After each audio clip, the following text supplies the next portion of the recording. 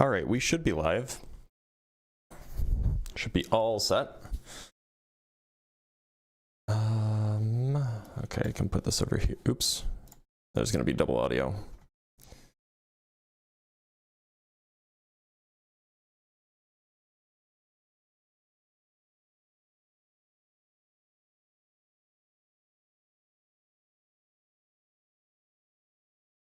Hope everybody can hear me. Oh, I need to go pull up my, oops. Oh well.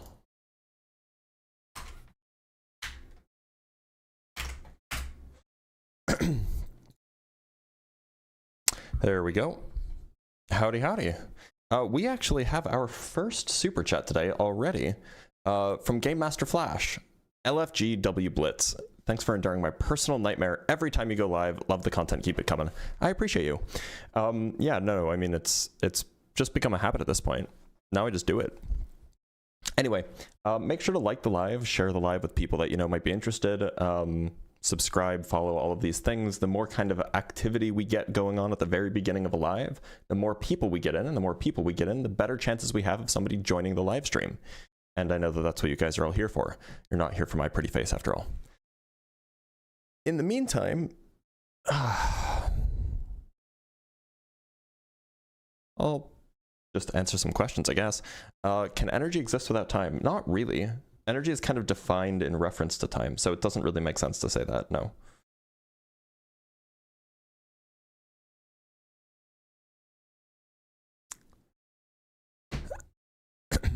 Like, share, and subscribe. Yeah, definitely. Make sure to share in.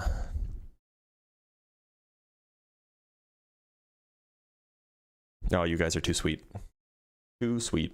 You know, I actually slept in later than I usually do. My cat only woke me up at like 5:30 instead of 4:45 or 3:30, but for some reason, I'm still more tired than I usually am. Hey, it's Ethene. I kid, I know how to pronounce your name. Ethene. Oh yeah, and if you're 18 plus, by the way, whether you're on TikTok or on YouTube, make sure to join the Discord. You can get a whole bunch of announcements. I send out videos from, you know, the science communication videos I do, the debate clips that I do. I let you know when I'm live for live streams or for Ask a Physicist or anything. So make sure to join the Discord if you're 18 plus. Are you an atheist? Of course I am. Yeah. Hello from Purdue. Hello, Purdue. If God isn't real, why do the Beatles exist? Good point. Can you please come to Norway someday? I've actually been to Norway. I was in Tromsø the fall of 2023. It was lovely. Do you think we'll ever be able to realistically travel in space? Well, it depends on what you mean by realistically. Like, we can realistically do it now. It's just expensive and hard. You know, we can affirm that the Earth is older than 6,000 years. Yeah, of course you can. If you can, and if that's what you believe, then your church didn't lie to you. I'm specifically talking about those people for whom their churches did lie to them.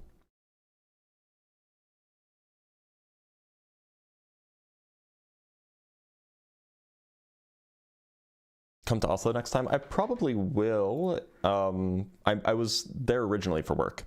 All right, let's talk to Professor Meow.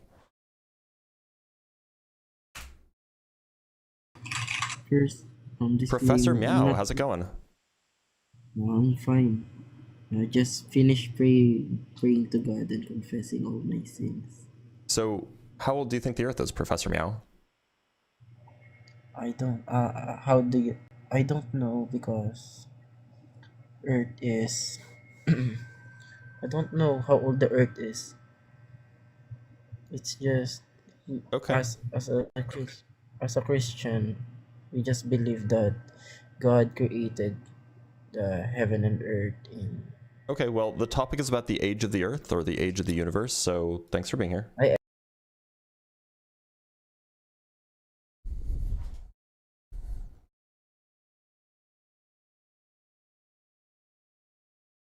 Yeah, mumbling with a trash mic is a surefire way for me to not want you to be there.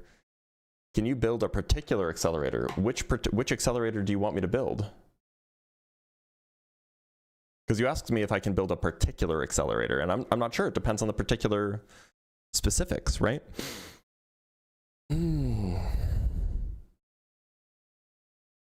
Professor Meow, I'm not bringing you up. A red one. Ah, yes, I could build a red accelerator, yeah.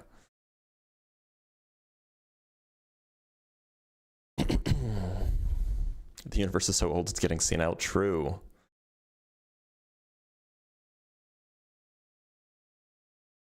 Is the official speculated age of the universe 13.5 billion years, or are there different theories? Well, that's roughly how long ago it is believed the Big Bang happened.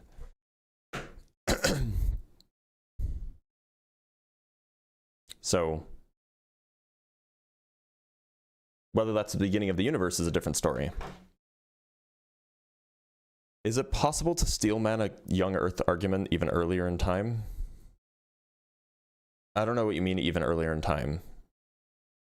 Nobody claims it's 6,000 years old unless they think lineage is the ultimate timeline. Lots of people think it's 6,000 years old. I've spoken with a lot of them.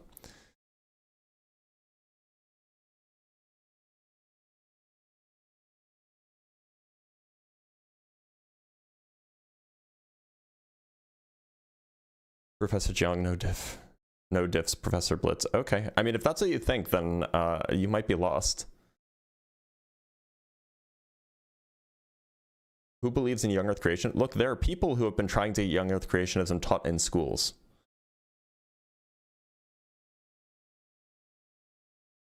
Talk to Gavin much. Gavin, how's it going? Hey Blitz, how are you? I'm doing all right. How old do you think the Earth is? I don't know the exact number. I'm not a young Earth creationist, but I did have like a couple questions about like background radiation and all that. Okay, but that's not the topic today. So, unfortunately, I gotta let you go. Right, there are days to ask questions. 40% of the live streams are about questions. But that's not today. Darmok and Gelada Tanagra indeed. Oops, let's get rid of that. Almost every Christian scholar believes in evolution. I agree. It's absolutely true. Unfortunately, it's not all Christian scholars. It's not, and it's certainly not all Christians. So that's the combat that we're doing today. Just become Muslim? Why would I become Muslim? See, there's somebody in the comments that's saying young Earth is true. Look, the reason why I don't let up people to ask questions is because then it makes people think that it's okay to come up to ask questions. Lion, how's it going? It's going good. How old do you think the Earth is? Less than 25,000, Less than 25. yeah. Okay. I was gonna say that's I'm 32, so it can't be less than 25 years old, right? Yeah. So why do you think that? Yeah, the only way we can know is through the revelation of God, right? Because all dating methods require presuppositions, and none of us know for certain about those presuppositions, so we can only know through the revelation of God.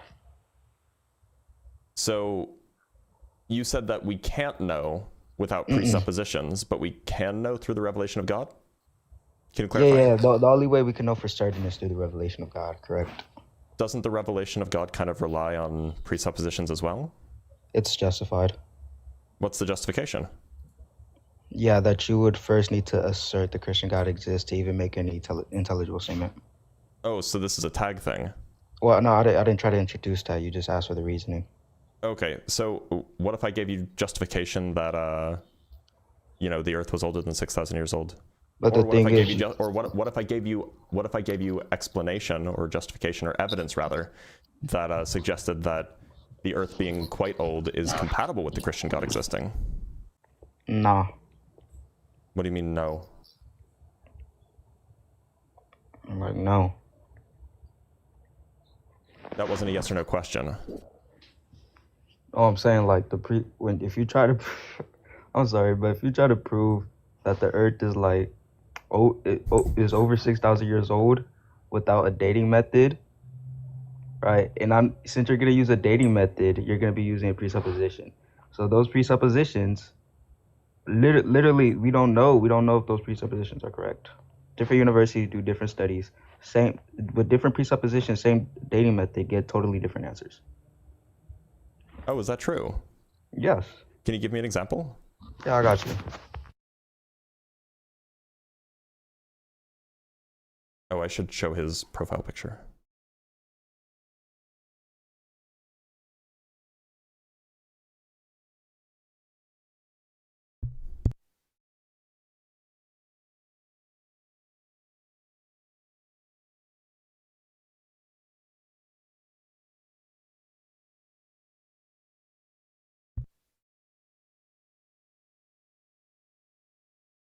Give him a sec. He said he's going to find some examples of universities using the same dating method with different presuppositions coming to different conclusions. Presumably this is about the shape of the Earth. Or sorry, not the shape of the Earth, the age of the Earth. Give him a sec. Do do do do do do do. Do, do, do, do, do. So the first one's gonna be University of Chicago. I'll get you the second one right now. Yeah, sure. Well, I mean, just telling me the university isn't helpful. I need to like know what specific study you're talking about. But yeah, State, and I'll get you the title of the studies right now. Yeah, please do.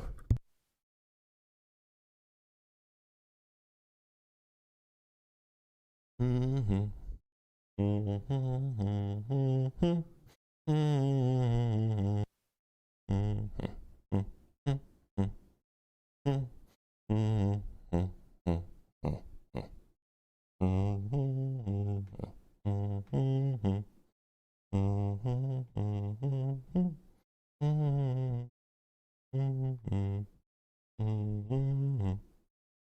Yeah, so just search up for the first one. Just search up uranium lead dating for the Earth for the first one. Uranium lead Chicago, or sorry, University of Chicago uranium lead. Yeah. Okay. What about it? And then for the second one, you're gonna look up.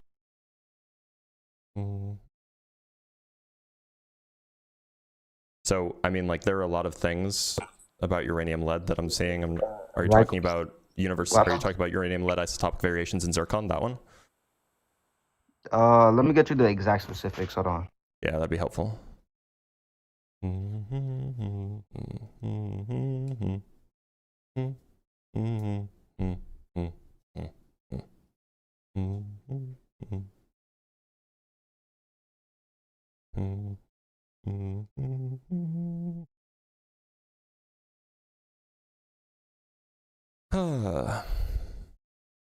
Oh, it's gonna be Age of Meteorites and How the Earth Works for the first.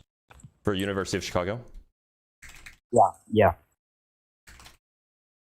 And how the Earth works? Oh no, sorry, and the Earth. Sorry, and the Earth. And the Earth, okay. And for the second one, you're gonna search here. I'll type it in chat. UPB. This is by Claire Patterson? I think so. Yeah. Okay.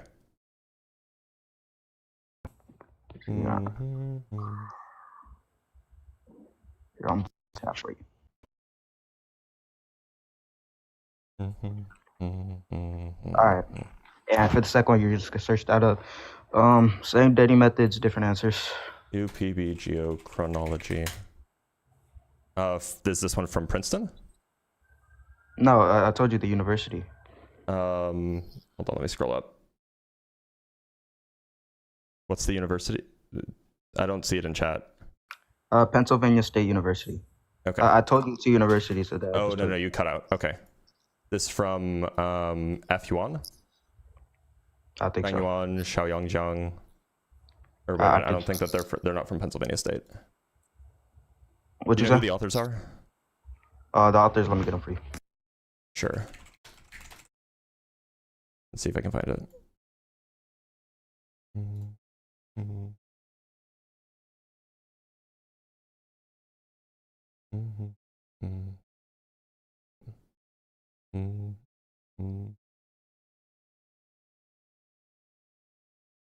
It's gonna be AJ Smay applications for UPB. Applications. What's the name? AJ. AJ. It's here. It's like Smay. I'm pretty sure Smay. SM. How do you spell it? Oh, SMYE. Okay, let's see if we can find it. Applications and limitations. This one. Yep. Oh, this is thermochronology.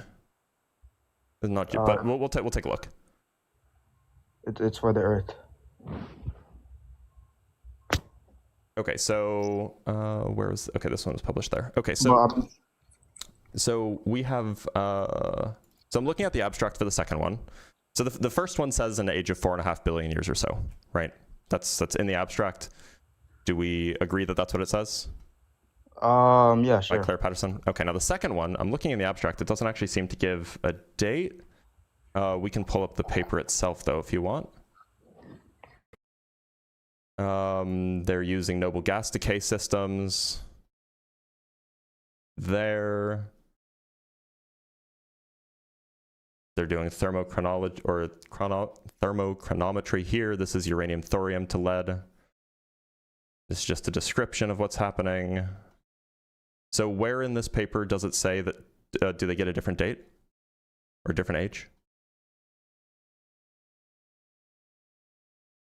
Wait, no, I'm not saying like these two correspond, but I'm saying these two give different answers. Oh, what's the answer that the second one gives? Yeah, I got you.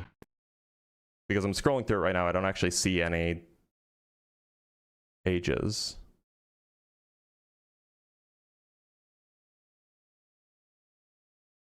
I don't see where they're making any claims about, oh, it's this age, the Earth is this old or something. But I haven't read the whole paper, so I'm scrolling through it now.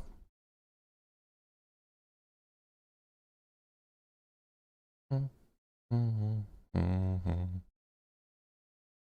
me just download the full text of the PDF rather than scrolling through a weird, like a weird text version of the file.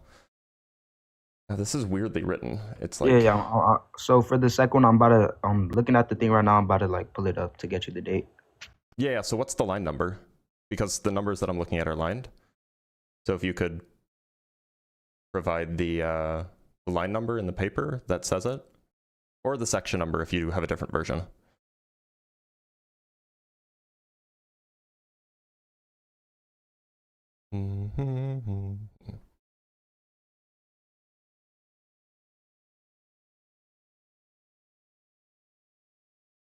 The thing is it's hard to actually like do a control F for this because the way that they're going to express it will probably be different.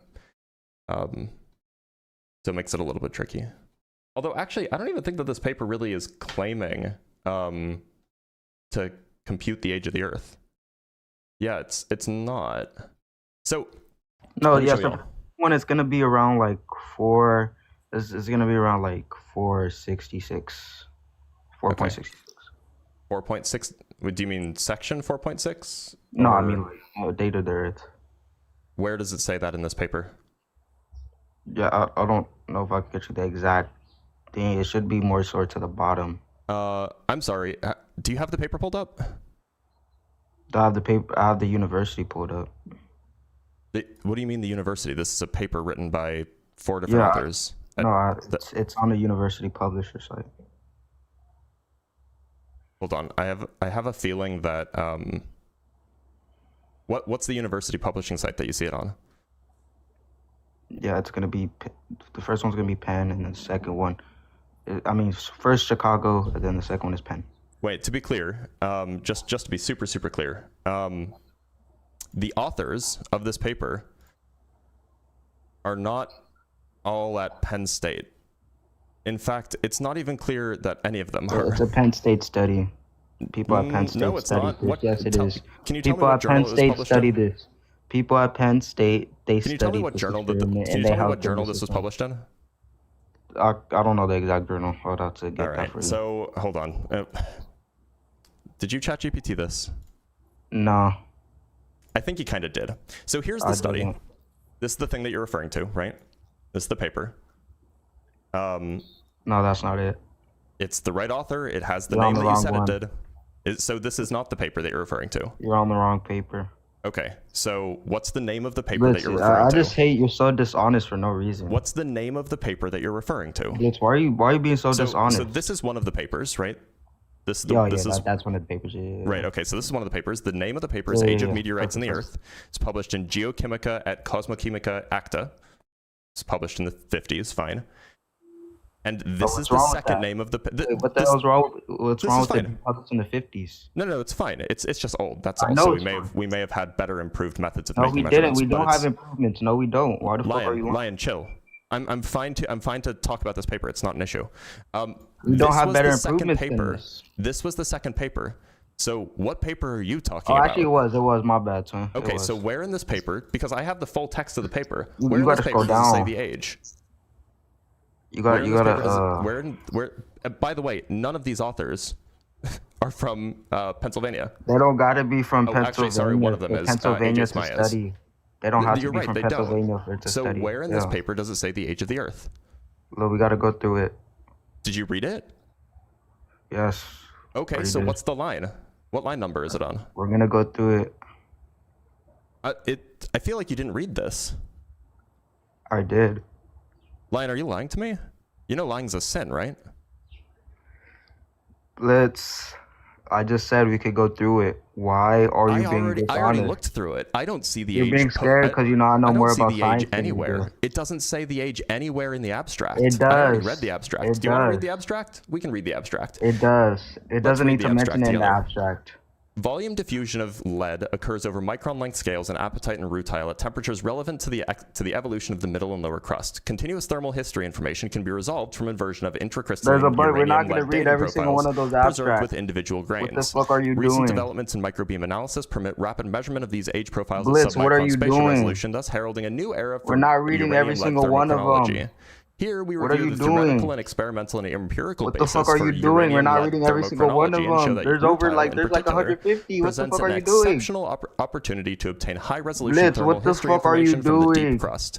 We I present a can tell you Bayesian the line procedure that is number, well like, why are you suited to the doing all inversion of this? uranium-led I can tell you the fucking Oh, you line can tell me the line numbers. What are you Okay, doing? what's the line number now? Tell me the Okay, line number. thank you. I said that, grab your attention because you couldn't stop fucking talking. What's the Damn. line number? Like, you're gonna scroll down to the hundreds. Right? Wait, no, you're gonna scroll down I'm sorry. What's the line number? You're gonna scroll down to the 80s and up. What's the line number? I forgot. I just noticed in the 80s are up. 80s. Yo. Here's the 80s. No dates, no ages You're mentioned. not reading carefully enough. I'm not. There are no numbers here. There's no numbers here. Here are the 80s. There's no number. Here's 900 degrees Celsius.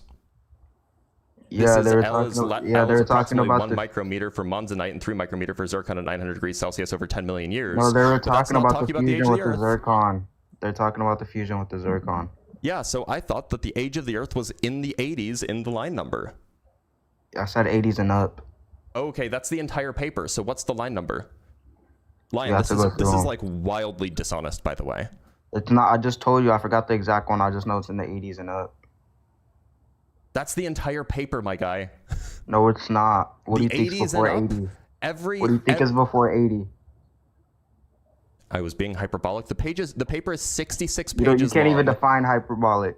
The paper is 66 pages long, and you're telling me that it's somewhere after page 6. Are you serious? Yeah, we could just skim through them real quick. It'll take like a So minute. this is the entire base of your argument, and somehow you don't know where it is? Well, I could don't think justify. they- Wait, I I could don't justify my actually- argument without these two studies. It doesn't okay, matter. so what's the justification that the assumptions are unreliable? Yeah, I got you. So different presuppositions require different dating methods, right? We don't know. Hold on, wait, that sentence didn't even make sense. Different presuppositions require Oh, different dating methods. my bad. Dating methods require different. My bad. Other way around. Dating methods require presuppositions, right? Different presuppositions.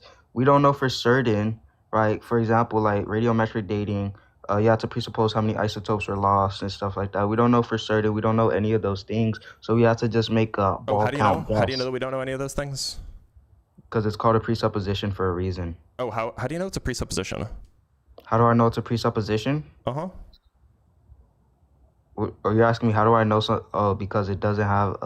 It's not justified. Oh, and how are you sure about that?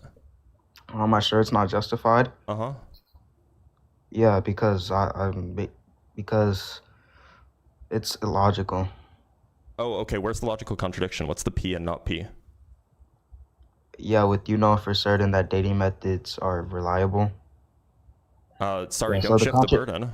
Yeah, so the Don't burden contradiction. No, shift. What's the contradiction that was a here? question. That was a question. That wasn't shifting it. That was So just the a question. question That was was, like is how do you that was a know? clarifying question, so I know what you're asking me. So you proposed, you suggested that it is a contradiction.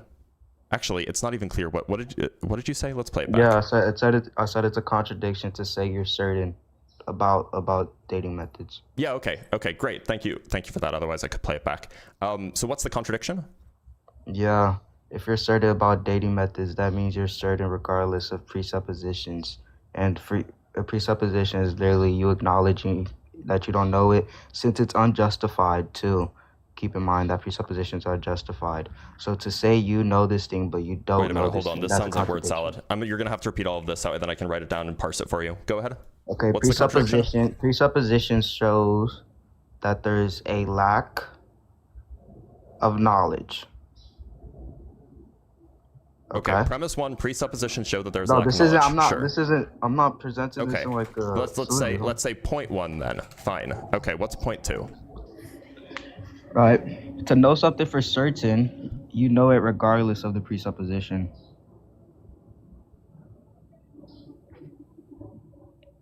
Okay. What's next? Yeah, all dating methods require presupposition. It's a necessary precondition. Therefore, you don't know it for certain.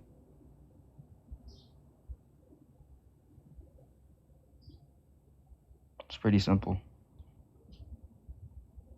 Did you say all dating methods require presupposition? It's a necessary precondition, therefore it requires presupposition? No, I said all dating methods require presuppositions. Presuppositions are a necessary precondition for dating methods.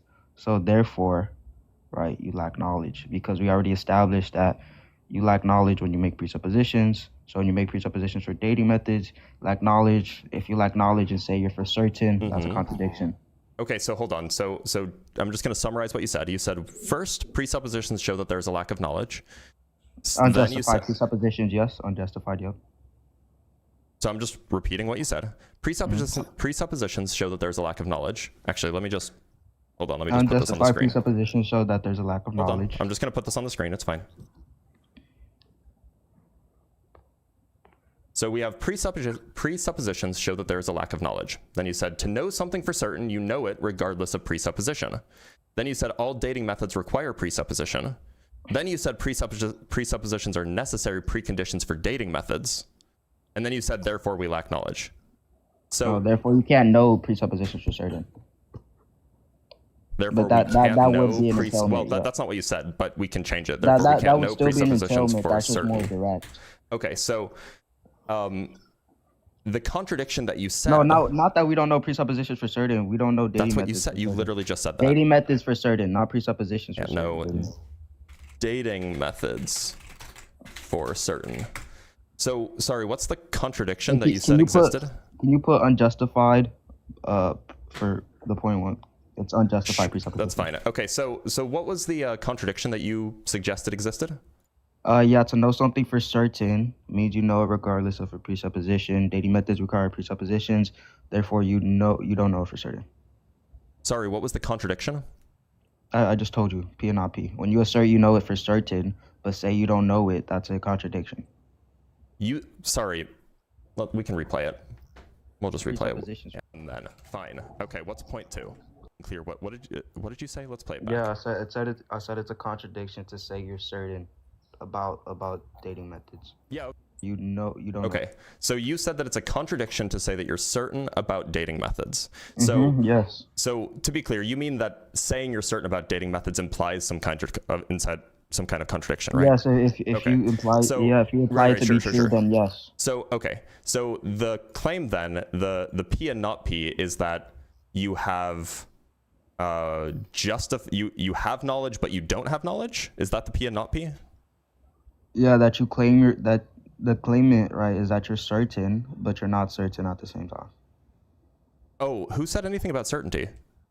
This is look at point 2. We're literally talking about certainty. What the fuck are you talking about? Claiming to have knowledge doesn't necessarily mean claiming to have certainty. I said we can't know dating methods for certain. This is how it all started. Oh, wait a minute. Are you not a fallibilist about knowledge? No, we're not shifting this. Well, look, so I'm I'm a not gonna- fallibilist about knowledge. I don't I'm think not that gonna anybody let can you. be certain I'm not about gonna anything. let you run, Blitz. I'm not gonna let you run Just from to this be clear, if you're sentence. saying if your whole argument falls when I say, oh, I'm a fallibilist, then it seems like your argument isn't very Okay, strong. perfect. If you're a fallibilist, that means you don't think that you know anything for certain. Perfect. Yeah, I don't think anybody knows anything for certain. Yeah. Okay, so perfect. So there. Wait. So in your worldview, you don't know that dating method. You don't know No, that the dating methods work. I do certain. know it. No, you don't. Knowledge doesn't imply certainty. Wait, you don't know it. That's the thing, Blitz. A fallibilist doesn't think that knowledge requires certainty. You Yeah, understand define that, knowledge. right? Define knowledge. A justified belief about the natural world. That is that corresponds with the natural world. A we can justified say. belief about the natural world. Yeah, and we can say with high credence corresponds with the natural world as well. Yeah, can knowledge be wrong? Yeah, sure. Okay, perfect. So should we, as humans, only take true knowledge? Should we Should only we take knowledge that's true true? knowledge? I don't think Should we that. only take knowledge that's true? I don't know what you mean by only Should take we knowledge only that's accept true. knowledge Hey, that's do you want me to true? answer your question? So look, I don't think that we can ever be 100% certain, with perhaps a few exceptions. Yes, we can. Of anything. We literally So can. I don't know what it means to say take knowledge that's true. Yes, we can be, or at least in my worldview, I can. You can't because you don't have anything grounding anything in your worldview. So nothing is sustaining natural order in your worldview. That seems like a cool pivot. But look, so No, I'm just letting you does know your that you worldview. So in your worldview, and this is fine. We can talk about your worldview. In your worldview, it is your position that that we cannot justify natural conclusions. No, I can justify natural conclusions. No, I know. We're talking about your worldview. So like the kind of science that people do. You don't think that's based on justifiable positions, justifiable beliefs? Certain science. Which science is and which science isn't? Well, when I say like certain science, I just mean like certain things that scientists claim that we could take to be true or are not true.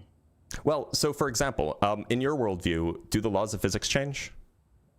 No, and I have a justified reason to why. Right, great. Okay, so and like we might have different worldviews, but under both of our worldviews, the laws of physics don't change. But Now, you don't have a justified belief to so say. we're not talking about my that you beliefs won't right now. float We're tomorrow. examining your beliefs. So under your worldview, you agree that the laws of physics don't change, but the laws of physics govern the rate of radioactive decay. Do we agree on that? The rate of radioactive decay, sure. Mm-hmm. Okay. And so if the rate of radioactive decay are unchanging, as the laws of physics are unchanging, then it seems like that What the hell do you mean? What do you mean radioactive decay? The rate of radioactive decay is a constant. It's derivable from the laws of physics for different elements. Sure. So for a given element like uranium-238 or uranium-235, under your worldview, you're justified in believing that that rate of radioactive decay is unchanging, right? Sure. Okay, now if the rate of radioactive decay is unchanging, and we see a certain amount of, and we can just talk about uranium, we see a certain amount of uranium in zircon crystals, and we see a certain amount of lead in zircon crystals, what is the explanation in your worldview for that ratio? The ratio of crystals? The ratio of lead to uranium. Well, what does this have to do anything? My bad. It has to do with the age of the Earth. No, I'm saying like I don't even understand the extent of your question. You're asking what in my worldview, what justifies? How do you there being two explain? different.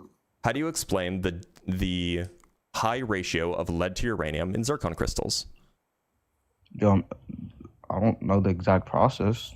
I don't know. Well, I mean, look. So uranium decays to lead. That's something that's well understood. We can see this in a laboratory.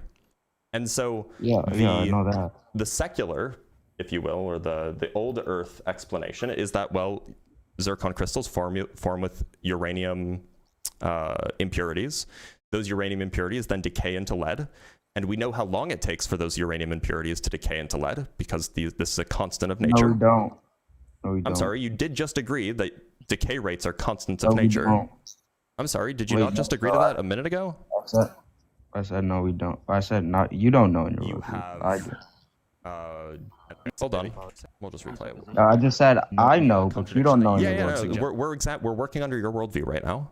Yeah, but you can't critique my worldview. It's impossible. Contradict. We're talking about your worldview. Well, that's not what you said, but we can So I'm saying it's impossible to critique my worldview. I know that's what you're saying, but I'm critiquing it anyway. Sorry. No, it's literally impossible. It's irrational. I'm sorry. It's happening. It's not a critique. Then it seems like that the True. I don't know what you mean by only So take we only knowledge that's accept true. knowledge In your world, when I say and like you don't have a it's just. under your Why world. are you decay. just replaying your? Agree that the laws of physics don't change, but the laws of physics govern the rate of radioactive decay. Do we agree on that? The rate of radioactive decay, sure. Okay. And so if the rate of radioactive decay are unchanging, as the laws of physics are unchanging, then it seems like that What the hell do you mean? What do you mean radioactive decay? The rate of radioactive decay is a constant. It's derivable from the laws of physics. For different elements. Sure. So, okay, so the rate of radioactive decay is constant.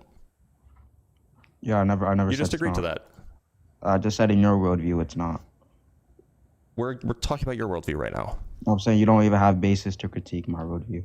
It seems like you're pivoting to tag because you can't defend your worldview. Look, This is you a can tag, you can but- hold you can hold. I mean, you're running tag in the background. You can hold the belief that God is real while also believing that the Earth is quite old. No, I mean, you can't. like, okay. I mean, so you just agreed that in your worldview, the rate of radioactive decay is constant, and if the rate of radioactive decay is constant, then we can use that information to derive how long it's been since that decay was crystallized. Do we agree on that? Is, right, we can't just do that alone. We need different presuppositions. We can't just look at that base so value what alone. presuppositions do we need? For uranium lead dating, we need for first presupposition we need to estimate. We need to guess just how many isotopes are lost. If it was a closed system, how many atoms are lost. So we don't know that, right? How many atoms of what? I'm saying like how many isotopes and stuff were lost. Isotopes of what? Of the uranium. So the issue is not how much uranium there is. The issue is how much lead there is. No, so the issue, right, is how many presuppositions go into that. There's at least two presuppositions on any dating method. So there's more. There is more. So look, so the amount of lead is the relevant thing here. You understand that, yeah? No. It's not. No, you don't understand that. The relevant thing here, right, the way we can even get a answer is through putting different presuppositions. Okay, so what are the presuppositions that are relevant for disagree? computing? What are the presuppositions that are relevant for computing the age of a Do zircon you crystal? agree or disagree? What are the presuppositions that Do you you believe agree are or relevant? disagree? What are the presuppositions that you believe are relevant for computing the age of a zircon I'm not crystal? going to answer your question until you say yes or no. Do That you agree there or are disagree? presuppositions involved? I That there's wouldn't more call them than two. presuppositions, no. Wait, that there's two or more presuppositions in I any wouldn't call them dating method. presuppositions, no. Yeah, so if you're telling me if you search up do all dating methods require presuppositions, right now it's going to say no? Or is that what I you're telling wouldn't me? call them presuppositions. Yeah, so you wouldn't call them presuppositions, but So that's why I'm answering no. Every scientist calls them presuppositions. It's called I mean, uniformitarianism. I've never heard a scientist use that word, but if So you you wanna never use that word, heard that's of a fine. scientist say uniformitarianism? No, creationists do a lot. No, so uniformitarianism. But I've actually never heard a scientist use that sentence or use that Uniformitarianism phrase. is a presupposition all science uses. So to be clear, you've already granted uniformitarianism, by the way. You've already granted that the rate of radioactive decay is constant. No, wait, hold on. I granted uniformitarianism in my worldview because I have Yeah. So you already granted it. So that's a presupposition that you already agree is true. that natural order will remain the same. Yeah. Okay. And so now we have to ask, well, Wait, what the about- fuck? do you what mean about zircon crystals? Uniformitarianism is true. Wait, what about hold zircon on. crystals? Wait, can you elaborate more on that? What do you mean uniformitarianism is true? That It's a precept. Precepts aren't true. Oh wait, I'm sorry. Precepts aren't true? By definition, they're not. Well, I don't think that's what the word means. Uniformitarianism is a proposed It's description just a of the way belief the that world natural was. order and natural laws are sustained. Boom. I mean, like if that's your definition, That's fine. literally That's the not easiest the, that's not definition. the That's sense gonna in which work. I've used the word, and That's that's not the the sense same in which way I it was works in using the the word. past. It's gonna work in the future. That's Right. literally what the fuck it is. So that's a proposition. Propositions can be true. Can propositions be true? Yeah, of course Yeah, they can. of course. Yeah. Okay, and so the proposition presupposition, or the natural laws have remained the same throughout the entirety of history, is a proposition, right? Wait, hold on. You can't prove that. I never said I could. It's a proposition, and it can be true. Yeah, I'm saying you can't prove that, but I can. That's irrelevant. We're talking about your worldview right now. Yeah, but I'm saying you don't Right. have a basis. That's great. That's great. I'm glad you feel that way. We're talking about your worldview right now. So the point is you've already granted that the laws of physics are consistent throughout time. Yeah, because God That sustains them. And that's perfectly fine. I'm glad that you believe that God is sustaining the laws of physics. Fine. The point is that now we can go talk about chemistry. So do you Why the believe? fuck are we going to talk about chemistry? Because that's involved when we're talking about geochronology. Do you believe that zircon crystals can admit lead impurities during formation? It depends. On what? Factors in its environment. Like what? Yeah, if it's a closed or open, that's a big factor. If what's That's closed or probably one open? of the big. That's probably If one what's of the closed or biggest open? system. That's probably one of the What biggest system? factors. We're talking about the formation of a zircon crystal. Yeah, I'm saying if the system is closed or open. So all zircon crystal formation systems are open, kind of by definition. No, I said if they're closed or open. Yeah, so all zircon crystals during formation are an open system. Are you saying it's a necessary precondition that they're? That's just what open? it means for a crystal to crystallize. It's part of an open No, system. it doesn't. No, it How can you doesn't. have a closed system during crystallization, while crystallization is part of something coalescing from a larger system that includes the environment? It doesn't even make sense to call it a closed system. Hold on. Number one, I said factors around the environment. So the question is, under what conditions do you believe can affect whether... Sorry, that's not a sentence. What conditions do you believe can affect whether or not lead atoms can find their way into a zircon crystal during crystallization? How lead atoms can find their way into there? Yeah. What are the conditions that you believe are required for that to be the case? Oh, it depends on the location. It does. Yeah, it depends. It depends on The the location of the crystal? time. Depends on the time. How does it depend on these things? What's the way? What's the mechanism? So the way it depends on the time, right? Or I'll start on the way it depends on the environment, and then I'll say the time or location. The way it depends on the location, right, is because the environment, it all factors into it. Whether I want a mechanism, not just platitudes that are vague. that's not vague. You just said it depends on the factors that go into it. Like, that's No, super I vague. said it. Yeah, wait, hold on. I said the environment, right? You already agreed on this. Why are we discussing that? I did not agree on this. Wait, so I'm you don't asking, agree what that are the the conditions? environment? Wait, you What are the don't agree that the conditions? environment No. is a necessary precondition For what? for lead to find its way in there? Lead can't find its way into a zircon crystal during formation. No, it's possible. It's chemically impossible. It's It has the possible. wrong electronegativity. It's possible. Okay, prove it. Yeah, there's no contradiction. This is a physical impossibility, not a logical impossibility. Yeah, We're not talking so when about I say it's contradictions here. possible, when I say it's possible, You I'm mean just it's meaning logically logical possible? sense. Yes. We're yes, talking it about a is physical logical. process. Nobody cares if Well, there's you a just said it's physical not world. possible, so I Yeah, had to. I had to physically, it's help not you. physically or chemically possible. Is it chemically possible? Yeah, it is chemically possible. Yeah. Oh, it is? What's the mechanism that allows this to happen?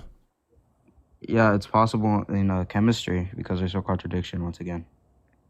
Do you understand what a chemical impossibility is or a physical impossibility is? Yeah, the difference between a nomological and a logical is nomological possibilities have to do with laws of physics. Anything that defies laws of physics is nomologically impossible. Logically possible is anything that doesn't assert a contradiction. Yeah, and so because of the crystalline structure of zircon or zircon crystals, zirconium and oxides, Zirconium it doesn't is fucking physically exist. impossible. It is physically impossible. Zirconium doesn't exist. What? Zirconium doesn't exist? Not in the way you think. No. I'm sorry, what? I just told you not in the way you think. Wait. Wait, my bad. What do I you meant think to a say. zircon crystal is? Wait, hold on. My bad. I meant to say the crystals. They don't exist in the way you think. What? They don't. Are you acting confused? You heard it. I'm acting confused because you said something stupid. I never say anything stupid. You just Or did. that's so smart. Well, I mean, to be clear, you did just say zirconium doesn't exist. So Nah, what, I said so it not in the way you think. You're right. Okay, so what? Not in the what way wa- you think. So in what way do I think that they exist, and how do you know that they don't exist in that way? Yeah, so you think these crystals, right? You think they're formed, right, through tight pressure. And you think they're formed through uranium. You think they're formed through the element uranium, right? No. The reason yes, you No, do. that's Yes, not you what I do. think. No. Yes, you do. Yes, you do think No. that. Don't fucking lie to me. Zircon crystals are not formed through uranium. Yes, you think that. Yes, you do. No, I don't. That's not what a Yes, you zircon do. crystal is. Bro doesn't even know what a zircon crystal is. What's the I do know chemical what a zircon composition of crystal zircon? Of a zircon crystal? You asked me like the elements that go into it. Yeah. It's a pretty decent amount. What are the kinds? Can you name at least two? 2 elements that go into it. Yeah, name 2 different elements that go into a Yeah. pure zircon crystal. Oxygen and hydrogen. I don't think that there's any hydrogen in a zircon crystal. Yeah, there is. Let's look it up. Okay. Let's look it up. Sorry, that's the wrong browser. Here we go. Yep, and you're gonna see I'm right. Zircon is a natural gemstone and mineral, a silicate of zirconium. Zirconium, silicon, oxygen. There's no hydrogen in zircon crystals. Yeah, the elements around. What?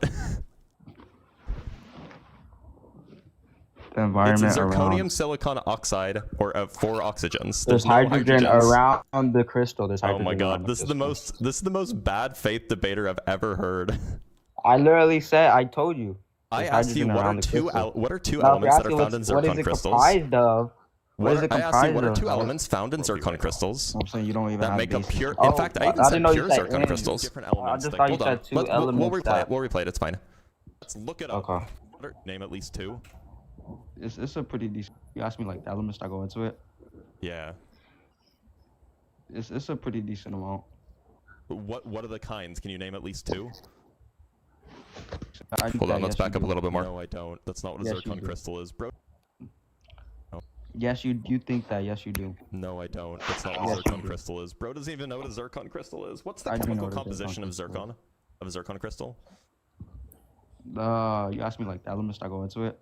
Yeah. It's a pretty decent amount. What are the kinds? Can you name at least 2? 2 elements that go into it. Yeah, name 2 different elements that go into a Yeah. pure zircon crystal. Oxygen and hydrogen.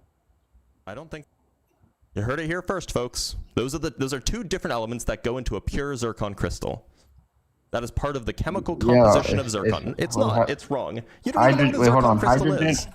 Hydrogen is around the crystal, dummy. It's not in a pure zircon crystal. It's not part of the chemical literally composition of a around pure in the zircon crystal. It's literally around the crystal. What the fuck are you saying? So just to be clear, and I just want to lay This this is how out I for know you're everybody. dumb, Blitz. So You don't have a bro came in. PhD. So bro You came don't have a in. fucking PhD. Lion came in trying to make a sophisticated argument about uranium-lead dating. When exposed that he doesn't even know what zircon is, I do now know what he's zircon. doing ad hom. Well, I do know what zircon is, and I didn't say it. at No, home. you don't. You didn't even know 2 elements that can be found in it. Hey, Blitz. Do you even know what a zircon is? Yeah, it's a type of crystal. A type of fucking crystal. Yeah, Everything is a type of fucking crystal. that's not true. Glass isn't. Yes, it is. Glass is not a crystal, no. Wood is a type of crystal. Are you asking for a Shit. definition of or an example? No, I'm telling you, everything is a fucking type of crystal. No, it's not true. Glass isn't a type of crystal. Wood is a type of crystal. Wood is a fucking type of crystal. Metal is a type of crystal. Sorry. Shit. Metal Glass is is a type not of a type. Glass is not a type of crystal. It's called an amorphous It's not. solid. Okay, except for glass, but shit, that's really it. Liquids are not types of crystals. Okay, I mean, damn near anything solid is a type of crystal. So there are Shit. 2 types of Paper solids. There's bags amorphous are solids. types of fucking crystals. There are Did you 2 know types that? of solids. There's amorphous solids and crystalline solids. If you want to be vague, there's 3. Okay, what's the third? That's if you want to be vague, but I it'll want probably. to be vague. What's the third? Well, I don't want to be vague. Oh, So- okay, I'm sure you don't.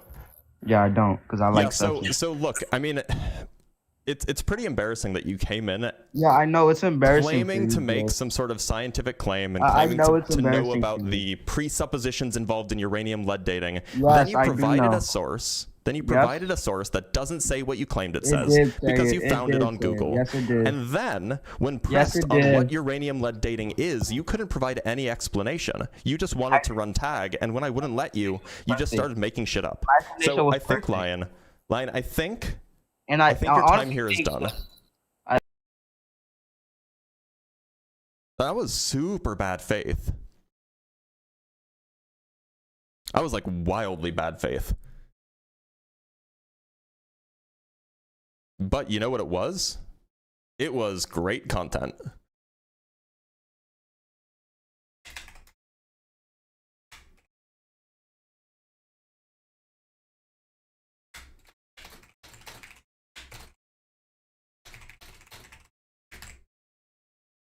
All right, let's bring up our next guest. Let's talk to some dude on the internet.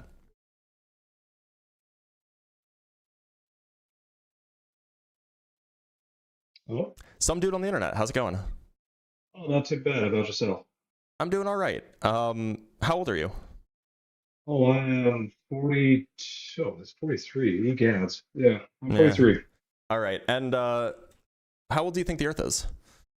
Oh, billions of years old. I actually came up here because I often engage in this debate, but I actually have a strange background. I'm a biologist trained in a very conservative university, and I've seen that there's actually some really good science behind how to convince folks who are religious on how to accept evolution. I'm wondering if you're curious about talking about that at all, or Well, I would say yes, but I generally don't go the evolution route anyway because I'm not a biology guy. I'm a physics guy. But do you want to DM me and we can set up like a call at some point? Because I'd love to hear what you have to say about the matter. Just not yeah, like absolutely. yeah. Please. It's more like, and I'll just give you a quick brief and then drop Sure. down. So it's the idea of like separating.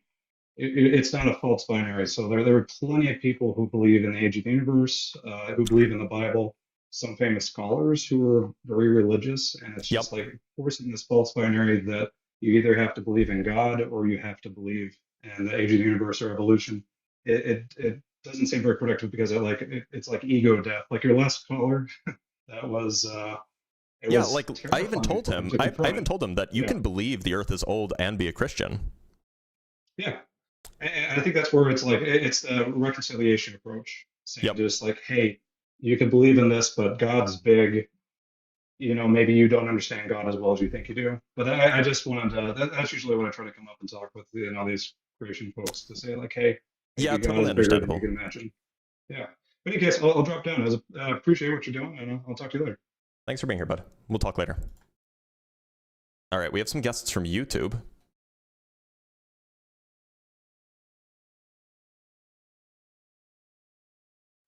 Gladius, can you hear me? Yeah, I can hear you. Can you hear me? I can. First, I have to check how old you are. How old are you? Oh, I'm 33. All right. And how old do you think the Earth is? Well, I think the Earth is old. I don't really refute you on a lot of the concepts of the age of the Earth. However, I wanted to ask you some of your thought process. I had some theories because when I was reading, because I was a Christian, I was reading the biblical story, and I saw how old, because they had the ages of I guess I'm pretty sure it's Genesis or Exodus. I can't remember which one. It's like, like the age of Abraham and then the age of Yeah, Seth. and like they're like the age 900 of, years old, Yeah, and yeah, then everything, and so then you come up with the age, and I was like, all right, well, that doesn't really make a lot of sense, because I took organic chemistry and physics in college and everything, and I understood all that. I was like, yeah, the Earth is definitely ther and then that concept. However, I tried to wrap my head around it, like how do I try to formulate the concepts of that with my Christian faith. And I did think there was a couple interesting things that caused me to think about this. One, if you consider like the Big Bang, if that's your theory of how the universe was created. So Gladius, Yeah. I do appreciate it, but I am looking for opposition here. No, I know. So, well, I just want to put these couple thoughts out, get your opinion on them, And then if you're like you don't have any opinion, then that's cool, and I'll leave. I do have some opposition to certain like things of carbon dating and stuff, because I didn't quite understand if you're ingesting carbon and your body's incorporating that carbon into you, and then you carbon date yourself, but the carbon you ate was like, 100,000 years old. How the hell does carbon date know the difference between what you ate? So I'm happy to answer that question, but then I am going to boot you because today's not Ask a Physicist Live. But essentially, no, I understand that, but so I'm happy to answer that question. So essentially, the way carbon dating, kind of like the fundamental principle that carbon dating relies on, is that there's a fixed fraction of carbon-14 in the atmosphere. Yep. So all of all of the carbon on Earth, it's a certain fraction, and the reason why is because that carbon-14 is produced by cosmic rays, basically. And so when you ingest carbon, you are keeping, like when you're alive and you're eating food and you're whatever, the ratio of carbon-14 to carbon-12, say, in your body will be basically identical to the ratio that it is in the atmosphere. Because the food that you're eating is coming from, grain that absorbed it and so on and so forth. However, once you die, you are no longer getting more carbon-14 from the atmosphere to kind of replace the old carbon-14 from the atmosphere that decays away. And so when you die, the carbon-14 ratios start going down. So the timer starts on the carbon-14 dating the moment you stop getting new carbon from the atmosphere. Gotcha. All right, so I'll go into the concept of why I believe that like the Earth and universe could be actually younger than what we believe it is. Okay, go ahead. And in that aspect is that during the Big Bang, everything happened. Physics and what we know about light and time hadn't actually solidified yet. So during the creation of all the stars and dark matter and everything, it hadn't actually solidified with time because time is relative. Also, it deals with speed and everything. So when we think about like millions of miles away from us, that time that took over there could be millions of years old. But then you consider the time that we have here during to like terms of the concept of relativity. So we have a pretty good understanding of like the differences in the rate of time flow in different parts of the universe and different moments of and different times in the universe. Yeah. And so like when we say the universe is 13.8 billion years old, what we're referring to is a particular reference frame. It's the cosmological reference frame, if you will. And in that reference frame, the universe, at least it's the best estimates is that the Big Bang happened about 13.8 billion years ago. Yeah. I know that. So, but like relativity doesn't help you out there. Yeah, well, so the concept would be that our what we consider time, like the formation that it took to gain all the elements to be what they are, and what we consider to be like, direct what we do and different carbon dating and stuff, happened in a different frame of time. Like they happened faster than we thought they did. And today's but why would we believe that that's the case compared to the time like when they were formed is different? Why would we think that that's the case? Why? Oh, it's I don't think there would be like you would have to be back in that time to be able to measure it. I mean, so generally physicists and scientists more generally believe that the laws of physics were the same yesterday as they are today, as they and so were on. in the beginning. Do you think that that's my not the concept case? is that they would have to not be the same. Okay. You understand that that's something that like we have no evidence of, right? Yes. Yeah. You would have to be in that time to be able to measure it. So there's no way that we can measure that. No. Actually, you wouldn't, right? Really? So we can see back in time, right? It takes light time to get to us. Yeah. And so the light that we're seeing can be quite a bit older. And we can then look at how the physics was behaving from the origins of where that light came from. So if there's a galaxy that's 1 billion light years away, and you're getting the light now, we can never see far enough into the back that we can actually see the creation of the universe. Like there's no like, what do you think the cosmic microwave background radiation is? It's not the creation of the universe, but it's awfully close to it. Yeah. I know what it is, but yeah, I don't know how much detail you can actually get from that. You can get so much detail. There's like so much that you can learn from it. There's a reason why we built 2 telescopes specifically to study them. But look, Gladius, I'm going to let you go because this isn't the kind of conversation that we're looking for. But thank you so much for being here. All right, let's bring up testimony. Testimony, can you hear me? Yes, I can. All right, sounds good. Testimony, how old do you think the Earth is? I would say, based on the biblical evidence, at least about 6,000. So I would agree that it's at least 6,000 years old. I think the distinction, though, is that you probably think it's not 4.5 billion years old, right? I wouldn't argue that point, and for the simple fact that I believe that when God created all of creation, the maturity of it was built into it all. For example, like you were just speaking to the last gentleman about the time and the time it takes for light to travel to Earth. The reason that we're able to see light the way that we are is because Earth had to be present in its current position for enough time for the light to actually be able to travel and reach it. So it only makes sense that when God actually made creation, he factored the maturity of the different parts of creation into the equation when he made it. I think people kind of start off with the mindset that everything God created has to start off at some stage of some sort of infancy in order for God to create. When in reality, if God can create it all, he can create everything that he makes with a certain level of maturity and age already pre-built. Yeah, so why would God make it so that there was light that was already on the way from galaxies that are 10 billion light years away? Well, scripture talks about how God created everything to ultimately bring glory to him and also show the capability, his capacity and control over all that exists. Okay, but that doesn't explain why specifically he would make galaxies that appear like they're 10 billion light years away, or that they're giving off light 10 billion light years away. Well, there's actually a scripture for that. He actually talks about how all of creation ultimately glorifies him, and he created it that way because he's the creator. Now, But this if is, I understand the sense of your question correctly, that would be something that we could only ask God. well, it's a little bit confusing because it's that kind of thing which actually drives people away from the belief in God.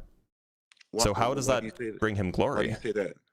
Well, for example, if the fact that we see light that appears as if it's been traveling for billions of years is fairly compelling evidence to a lot of people that the Earth or that the universe is billions of years old. And I wouldn't disagree of the maturity of creation. I would not disagree with that. So, and let me I'm not kind of talking give about you a little bit maturity. of I'm a talking about the way that people perceive this data suggests that it's actually billions of years old, not that it just is young but has the appearance of age. So when God said, "Let there be light," Mm-hmm. that's all light coming into existence at the same time. So that doesn't mean let there be light and then it has to travel before anyone can see it. Do you see what I'm Right, saying?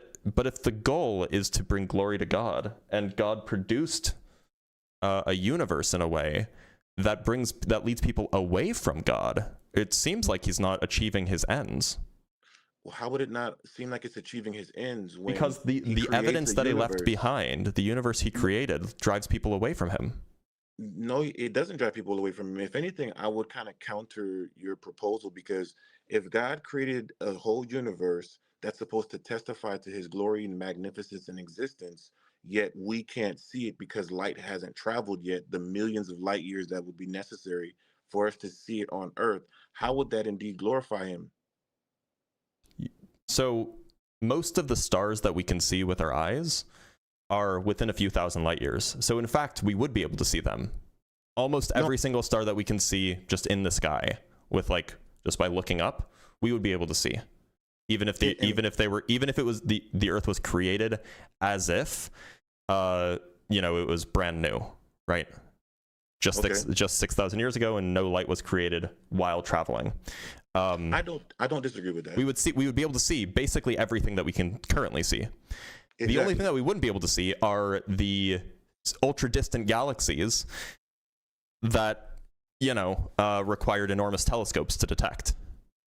Which we've for to a certain degree we've been able to kind of perceive or observe. For about 100 years. Yeah, roughly. But look, those observations are the kinds of observations that have led cosmologists to be overwhelmingly atheist. I would not agree with that. I For mean, example, right? so it is just the case that cosmologists are overwhelmingly atheist. Well, maybe Right. now, but not when When we started being able to observe other galaxies, that's when that started. That's when the trend towards secular positions amongst cosmologists and scientists more generally began. Okay, so In the early out of 1900s. for a point of curiosity, then what would you say was the main portion of cosmology? What were they observing that was necessarily making them atheists in your belief? So roughly, and you know, we can only speculate because like nobody was taking data on this back then, but this kind of phenomenon probably started with Copernicus, but significantly less so a while ago. So Copernicus, Copernicus, Kepler, all of these folks in the 15 and 16 and 1700s, showing that we're not the center of the universe, right? So Earth was demoted from being the center of the universe, everything orbiting the Earth, to the sun being the center of the universe. Now, that's still plausible under a God model, or under a model where God exists. But then if you then find out that the sun isn't the center of the universe, but it's just one star amongst billions in a galaxy, well, now you think that Earth is significantly less important. And then if you find out that our galaxy isn't even that special, in fact, our galaxy is one galaxy amongst billions. And then if you find out that, you know, our galaxy it's small, or it's fairly small, it's fairly ordinary, our star is fairly small, it's fairly ordinary, you find planets all over the place, it just removes us from being special more and more, and it decenters humanity. And the biblical position is that humanity is very much at the center.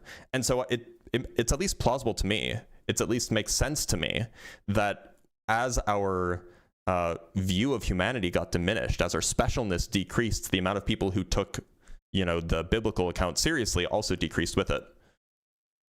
Okay, so I want to make sure I understand you correctly. You're saying that the biblical view, or the biblical breakdown, says that Earth is at the literal center of the universe, and because as we've learned more, that view has been decentralized and disproven to a degree.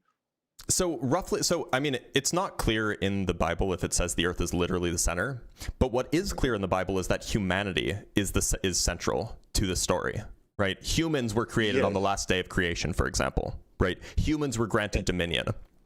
And so the moment humanity gets decentered, because we realize not only are we at the center, not only are we not at the center of the universe, our star isn't at the center of the universe, our galaxy isn't at the center of the universe, our galaxy isn't special, there are other planets. All of these factors just remove humans from being the center of the story. At least, I think that's at least when you take the data in its entirety. I would say that that's more a matter of feeling, an opinion, because one of the things that Scripture is very clear about is that when it comes to life, not just the planet or the sun, God's focus is on Earth. And if you look around, we have not found any life on Earth, and on any other planet, on any other rock, or anything else in the universe yet. We have not found life there yet at all. So because of that, that's maybe debatable, by the way. But anyway, we see that's the thing. If we're talking about certainties right now, if we're going to keep this an evidence-based, conversation, we have not found any evidence on any Earth. Well, we have found evidence of life on Mars. It's not like 100% proof, but like we definitely have found evidence of life on Mars. Well, if we're going to go based off of 100% proof, we have 100% proof that we have life on Earth, and we don't have 100% proof that there's life anywhere else, which is in keeping with the biblical breakdown that Earth is the focus of God and the focus of in the centrality of His focus when it comes to creation. Yeah. So look, and I understand that. Yeah, the centrality of the creation is on humans in the biblical account. I'm just giving you an explanation as to why, because I mean it just is the case that cosmologists are overwhelmingly atheists. That's just like a fact of the matter. But amongst cosmologists, would you say that cosmologists, because let's say if they were all atheists, for example, right? Would that then change the nature of creation? No. So the only reason I brought this up was because the reason why I started talking about like this kind of decentralization of Earth is because you asked, why do you think it is that like cosmologists are like overwhelmingly atheist? And so I was just giving like a plausible explanation, because we know that this kind of shift away from like theistic science to secular science happened in the early 20th century. Right, you started like in the yeah. So that's why I was giving that explanation. Now, the point is the people who study, and the reason I brought up cosmologists being overwhelmingly atheist is because cosmologists and to some extent are like the people who study the universe. Oh, where'd he go? Oh, you're welcome back. Are the people who study like the universe and like the shape of the shape and evolution of the universe most closely. Like that is their field of study. And so if the claim is that creation was intended to express the glory of God, to glorify God, then you would think that the people who study his creation most intently would not be overwhelmingly atheist. But the fact that that is the case means that it seems like God's intentions were not realized. Well, not, but see, now I love that you said this, because not realized, but you have to finish the rest of that statement. Amongst who? Because if you're talking to people who are of the faith and do look at I'm creation talking from a amongst the people biblical who study lens, it. well, that's the thing. God can only be fully appreciated through a lens of faith. If you're looking to try to appreciate God in His nature as a spiritual being, but you're trying to use the physical to actually do that, you're automatically capped and limited to how much of God you can even appreciate. Would you not agree?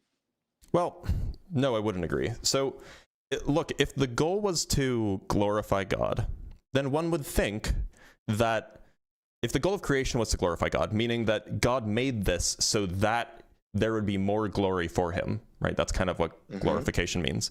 Well, I guess the best way that God can get more glory is by having more people worship him, right? Like that is the means by which God is glorified. Well, God's glory and God being glorified happened before creation, and will always continue to happen. What I'm saying So is what do you this. mean by glorified then? Because maybe you and I are thinking about that term in different ways. So, like, for example, right now, if you were to ask, let's say, a room of 20 to 30 different people what they believe is the reason or the way creation came about, you're going to get a number of different opinions. So you might have some people that say, some kind of unexplainable phenomenon may have taken place. Some people might say Big Bang Theory, or some people might say a being outside of time, space, and matter who was able to put all of time, space, and matter together, created what we perceive. So, depending on the perception of the person, that's going to automatically limit or expand or just narrow what they believe the existence that we're currently living in right now is really all about. So, your view, your lens in which you look at creation is ultimately going to dictate how you feel about what you perceive. So, you have some people that believe that, hey, science explains creation. I don't agree to that. I believe creation existed before science, and science is trying its best to understand creation. So, look, I don't know how that answered my question. I just don't know what you mean by, what do you mean by glorify? Glorify as in basically attributing the magnificence and capacity and the awesomeness of God to him. Right. So in order for God to be more glorified, you would need more people doing that attribution, right? Yes, but God already said in his word that not everyone will do that because of free will. Some of us will choose not to. Some of us will choose to look at all that is good about God and say, you know what? I'd rather do evil because it seems more fun. That's kind of irrelevant though. Like if the goal, No, it's not irrelevant though. Testimony. Because how we feel about what we perceive changes how we explain it. Look, my point is that if God's goal in creation was to glorify him, meaning to have more people appreciate and attribute what he did to him, right? Yes. I.e., God created the universe so that more people would believe in him, would attribute the creation of the universe with him. Well, then he's failed. No, not so. So then what does it mean what does it mean for God created everything to glorify him? It's not that he created it just so that it would. It's just so that it testifies to him. It's a so testimony. Why did God create it then? Why did God create these distant galaxies? So it's not that just because it exists and you look at it and you see it means you automatically will attribute it to God. That's not what I'm saying. So why did God create these distant galaxies? It's a test. Tell you what, let me give you the Bible verse for it instead, because I don't want to. Give me a second.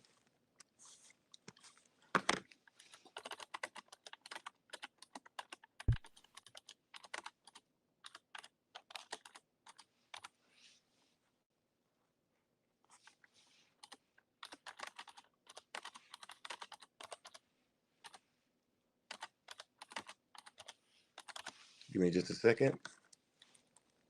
Okie doke.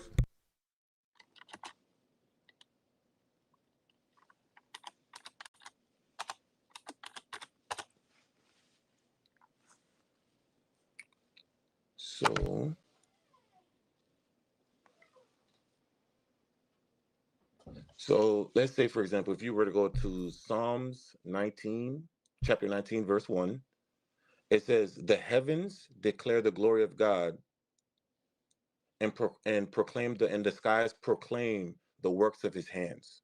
So when you say they proclaim, like I understand this metaphor. When we say that, like the skies proclaim the glory of God, right? What my understanding of that? Sorry, I just got a text message. My understanding of that verse is something along the lines of the beauty, or their appearance, or some feature of them will lead people to believe that God is glorious. Something like that, right? Sort of, more like the sky can't literally talk, but the sky is in some sense telling people that God is glorious. Yes. And yet, what seems to be the case is that you take people who are otherwise undecided, perhaps. They go out and they look at the sky, or perhaps they were Christians. They go out, they look at the sky, they study the universe, and they come out not believing that God is glorious, but believing that God doesn't exist. Well, again, it seems like that it's just the opposite of what God is saying. But the same is true for the people that do look at the sky, the universe, earth, and all that exists, and are in complete awe. So the same is that statement can be said on either side of the discussion. All I'm saying is that it's very surprising that if it were the case that God created the sky to glorify him, it would be very surprising that when then people look at the sky, they end up at the opposite conclusion. Well, that's not surprising at all when you look at it from a biblical lens. For example, if we go all the way back to Genesis, the way that we were supposed to perceive, God, creation, and the relationship that we were supposed to have with God has been completely broken down because we fell into sin. And because we fell into sin, now we are more prone to rejecting God than we are to accepting God, who God is, goodness, or anything that he created. We don't appreciate God anywhere near the capacity or the way that we were supposed to from day one in Genesis. But then it just means that the way that he created the universe doesn't do what he wanted it to do. No, it's not. That's not what it means. Again, I go back to Genesis. The fall that happened in the garden from the level of our very nature turned us away from God. Sure. So now when we the sky doesn't do what he wants it to do. When we perceive, no, it's not. This guy doesn't do what it wants us to do. Now we look at goodness and we still reject it from time to time because now we have a nature that does not seek to honor and glorify God the way it was supposed to. Look, it's just not. We've corrupted ourselves, and that's fine. But the sky is still not doing what God wanted it to do. To some people, but it is doing it for others. To most cosmologists. And right now, I believe you would agree that if everybody said that carbon dating is not a form of science, that would be wrong, correct? Sorry, can you repeat that? Let's say if everyone said carbon dating is not a form of science, would that be wrong? If everybody said that carbon dating is not a form of science, yes. Yeah, they'd be wrong. They would be wrong, but carbon dating is still a form of science. So what I'm saying is, I'm not appealing to popularity here. It doesn't matter how many people feel something. I'm not appealing to popularity here. I'm not making an argument ad populum. Like that's not what I'm doing. I'm not saying all the science. I'm not saying that it's not bringing God glory. I'm not saying, cosmologists are atheists, therefore cosmologists are correct. What I'm saying is that it is surprising that the people who study the thing that's supposed to bring God glory the most are the people who are overwhelmingly atheist. That's surprising. Honestly, So testimony, if it's the case that some people were turned away from, like humanity was turned away from God, and that, we have free will and all of this, you would think that most people who don't study this stuff, they would be atheist, and then the people who dig deep, they would be the people that would find God. But it's the opposite that happens. I don't believe that most people look at the skies and are not in awe and wonder of creation. The people who study them By the way, the people like the cosmologists, the people who study the universe as a whole, these people are significantly less likely to believe in God than the average population. Okay, so okay, if you're not making a popularity argument, then you're basically trying to say that on some level that cosmologists are some sort of arbiters of truth in some way, or Nope, some it's type not the of argument I'm making. perception in some way. Then What I'm 'cause saying you're is trying that there is to. something unexpected happening. Like, look, let me give an analogy that maybe will help explain my view. So if I said, let's say that I'm a designer, right? I design, or maybe I'm an inventor of some kind, right? Actually, no. Let's say I'm a game developer, right? I design a game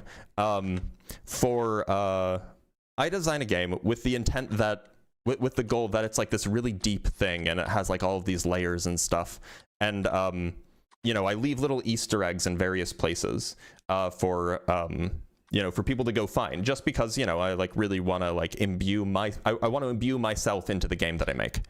Now, one would think that the casuals, the people who are just playing the game, like, you know, for half an hour a night with their buddies or whatever, the casuals, they're not going to notice all of the deep features that I left behind to you know, to impart myself onto the game. But the people who are dedicated to the game, the people who play it for 8 hours a day, whatever, we would expect that they would be the people who would see all of the Easter eggs, who would get all of the little messages I left behind for them, just because they're the deepest into the game. They are the most familiar with how things work. They're the ones who spend the most time thinking about it. And so one would expect that the people who study it the most would pick up on these details the most effectively. And similarly, we would expect that if God's goal with the sky was to glorify him, was to send a message that he is glorious, then you'd think the people who study the sky the most would be the people who would pick up on that message most effectively. But we see the opposite. So here's what I want to say first off. I always go into every discussion trying to be as open-minded as possible, because I always take the stance that I could learn something from you even if I don't agree with you. So we took the presupposition that cosmologists are the vast majority of them are atheists, when anyone can go Google right now, and I challenge anyone in the actual chat to go Google the fact that no, not all cosmologists are atheists. As I never said all. I never said all. It's a mix of, and you know, agnostic, you know, religious. Here, let me show you some something. of them are atheists. So you have a whole mix, just like you do in any other scientific practice, right? Let me show you something. So yeah, go for it. Here's a paper. Well, look, again, and all you would need. Well, here's the thing: if we can't get specific ratios and percentages of who believes in what, then I can get you those if you want. We're talking. We're going back to what I was saying before. We're going based off of feelings, and we're also. Do you want me to get you that? Cosmologists. Give me a second though. If we're attributing to cosmologists some sort of, hey, because they study this field, their opinion has more weight than everybody else's. We're not talking about their opinion.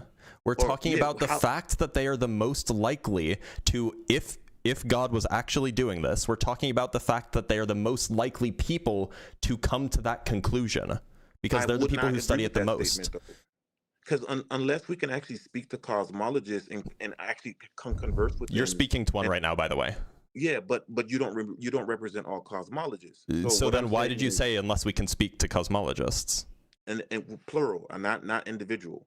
So unless we could actually speak to them and would you be interested in knowing that you know, as of so are you familiar with the National Academy of Science? Yes. Okay, so the National Academy of Sciences is in some sense like, it's like the elite membership for, like, it's like these are scientists at the top of their field. These aren't your like just everyday scientists. So there was a study conducted in 1998.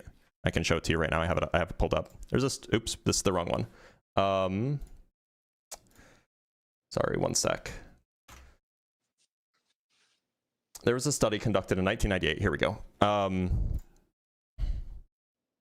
This was like basically it's less a study and more like a survey, because it's not like there's not a whole lot to do here. So they basically sampled a large population of members of the National Academy of Science, and what they found in 1998 was that 72%, I can zoom in, 72% had personal disbelief in a personal God in 1998. 20.8% had doubt or agnosticism, and only 7% of these people who are members of the National Academy of Sciences believe in a personal God. Again, now you're again, so I'm going to keep on going back to this. You're saying that because of these people being in this field that study this specific thing, their opinion, because they study this, has more weight, correct? Nope, that's not. Look, the only reason I brought this up was because you were doubting the data that I was claiming that the vast majority of cosmologists don't believe in God. Well, no, I didn't say. Listen, so here's what I'm I explaining. mean, you did. You brought that into question, so I showed you a paper and I showed you a study. Let me explain this to you. So again, the part that I'm focusing on is this. You're saying that because cosmologists who are in the field of a specific study, that you feel they're supposed to be able to be the most receptive of God's glory in creation, right? Well, yeah, they're the people who study the cosmos, right? That's who cosmologists are. Yes, and I'm confirming what you're saying because I want to make sure I understand your point of view. You're saying that because they study, so you're saying because cosmologists are in that specific study, they're the ones that are supposed to be most receptive of what God created to be, to testify to His glory. Correct?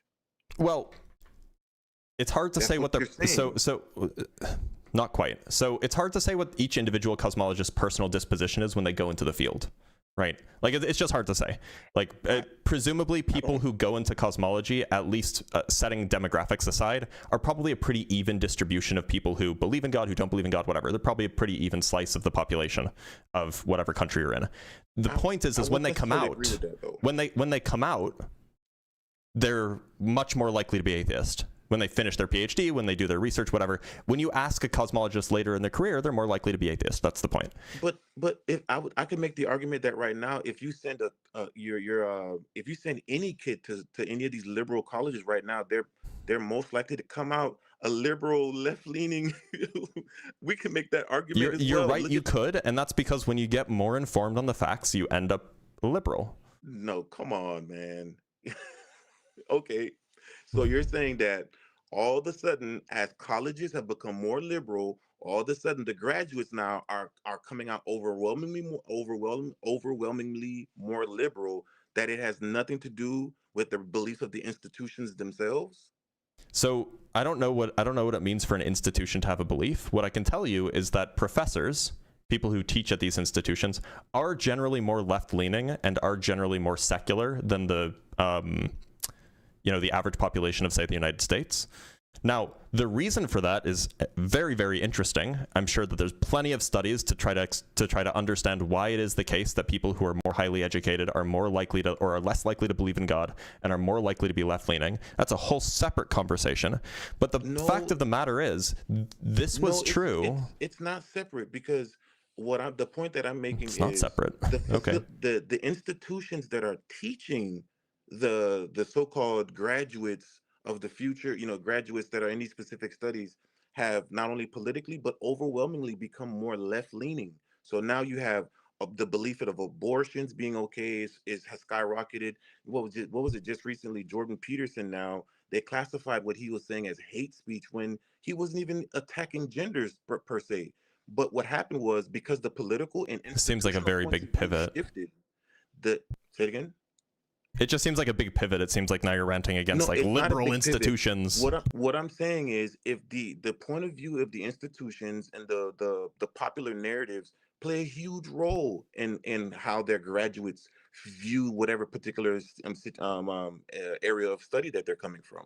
You don't agree? Look, so the issue is that we need to talk about the origin of this phenomenon. It wasn't always the case. Like, if you go back 100 years ago, it wasn't always the case that most cosmologists or most people who like most astronomers believed in God. That just wasn't always the case.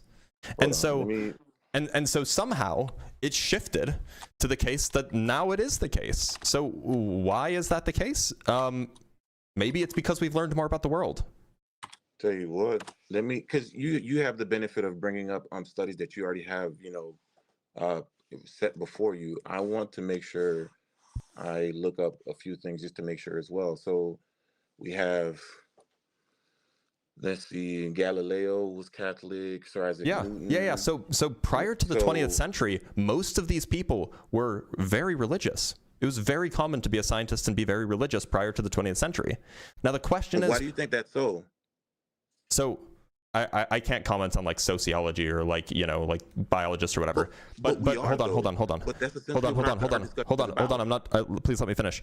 As far as why astronomy and cosmology shifted so suddenly, because it's a very dramatic shift. Like if you go look at like chemists are like less likely to be atheists than like cosmologists are, right? So it's Wait, very for a second, well, dramatic. could you elaborate on that? Could you expand on that real quick? Yeah, like cosmologists are like one of the most atheist groups. No, I'm saying what Among chemists, so, like, scientists. what is it that makes them different from chemists? Out of Oh, curiosity. it's just a different field of science.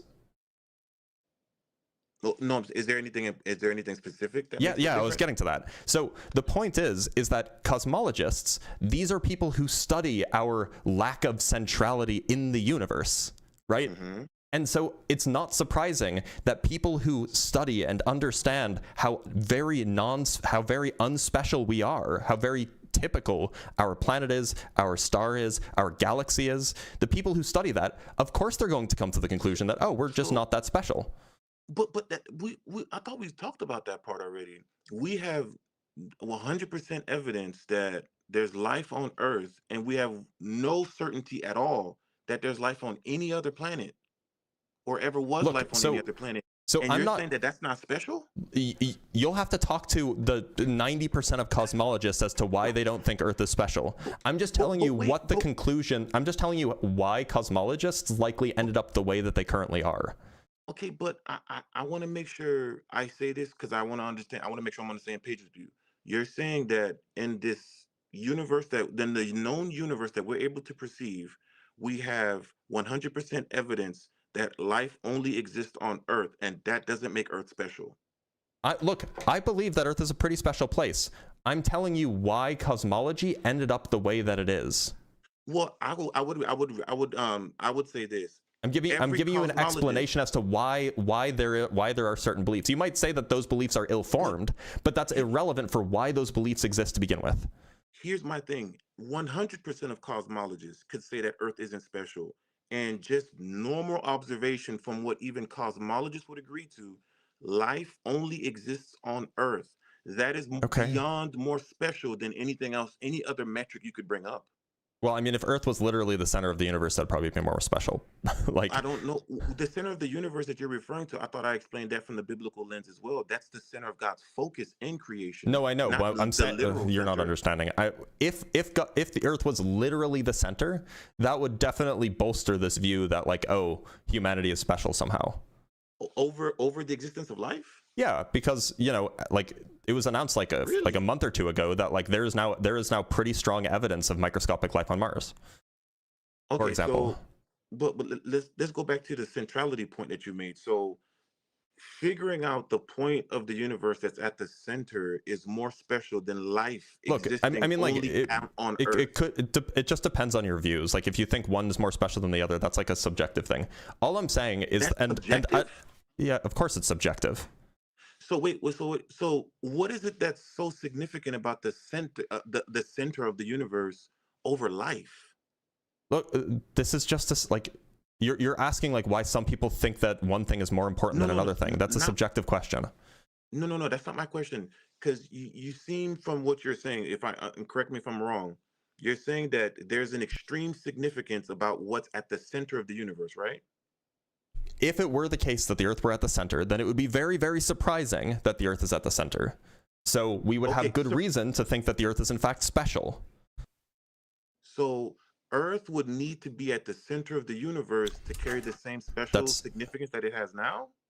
It's not at all what I'm saying. And this is like a complete pivot, and it's a complete derailment. No, the reason, it's not a pivot. because whether or not you think the Earth is actually special, whether or not you think the cosmologists are wrong, is irrelevant for the point that I'm making. Namely, the people who study this stuff for their day job, they are people who are less likely to believe that God is glorious, and that should be surprising to you.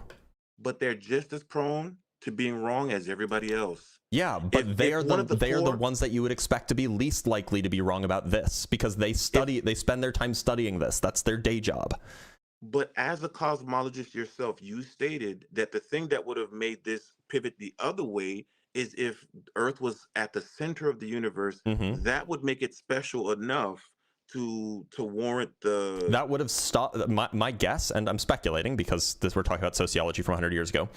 But my guess is if, you know, in the early if in the early 1900s we found that, oh, all of the galaxies are orbiting around our galaxy, and oh, all of the stars in our galaxy are orbiting around our star, and oh, then that would definitely point to, oh, there's something special here. That would definitely make people lean the other direction, I would speculate. Yeah. Okay, well, again, that I would say that's a matter of opinion. Yes, it But is. I guess the only argument that I would make is that the location of our universe in comparison to life only existing on Earth is there's a very that's unbalanced. And that's how I feel about it. To be clear, I feel like Earth being at the center of the universe and I think Earth being the only planet that we know of that has actual life on it is way more significant than what's at the center of the universe. so just to be clear, we've checked like 3 places for life ish. And we found evidence of life on one of the ones that's not Earth. So to say that, like, oh, you know, we know that there's life on Earth, we do know that there's life on Earth, and that we don't know that there's life anywhere else, like, that's like saying, what would be a good analogy for this? We're that would be because now you're using the lack of evidence as evidence. I'm not doing that. That would be like going to like a Chinese restaurant and then dipping your hand into the lobster, like the lobster tank, the lobster tank, like dipping your hand into the lobster tank and being like, huh, what are the odds that a lobster's in here? Like, we've only really checked like a few places besides the lobster tank. So like we just don't know. We just don't know how common life is, how rare life is. Well, see, I don't agree with that because cosmologists have stated that not only do certain conditions need to be met to even sustain life, but off of observation alone, we're able to observe a number of planets or other spatial bodies that don't meet the conditions to sustain life. So to be clear, we don't have the tech or the observational ability to check whether other planets outside of our solar system have life. We don't have the ability to do that. What we can do is we can kind of like we can like get indirect measurements of the spectrum of the atmospheres of some particular exoplanets and check whether those atmospheres might contain certain chemicals that might be related to life or not. But that's the best that we can do, at least as it stands. Like, the only places that we've actually checked for life are Mars, the moon, and kind of Venus.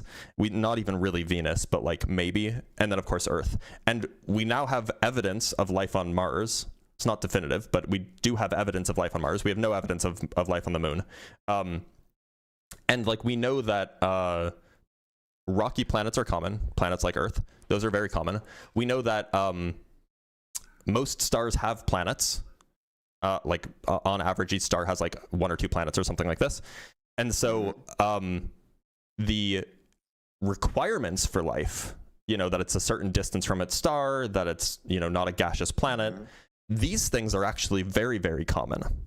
Now, what we don't know is we don't know how rare it is to actually find life on places where those conditions are met. That's a question that we just don't know the answer to yet.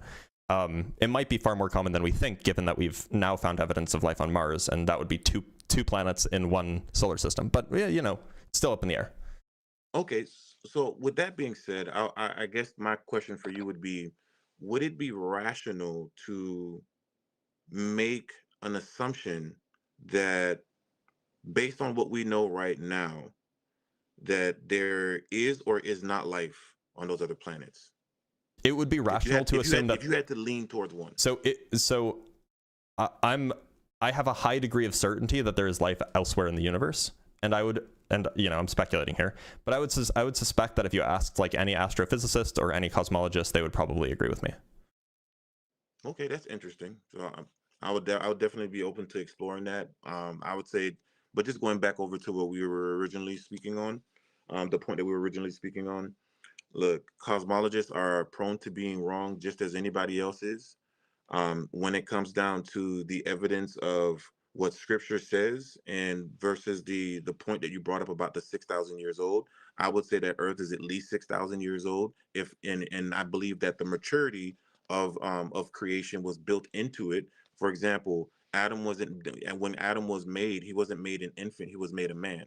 So, with that being said, Adam was made with age. He wasn't made an infant who just laid on the garden in the middle of the field, in the middle of a field somewhere. So, because Scripture points to that in terms of as a ramification as to how God went about creating creation, I think it's very fair to say that all of creation had its age built into it when God created it. Yeah. It didn't. So When God said, "Let there be light," it didn't. He didn't say, "Let there be light," and then I light had understand. You don't need to travel preach. before it could be perceived. You see what I'm saying? Yeah. So, and I guess we can call it here. Yeah.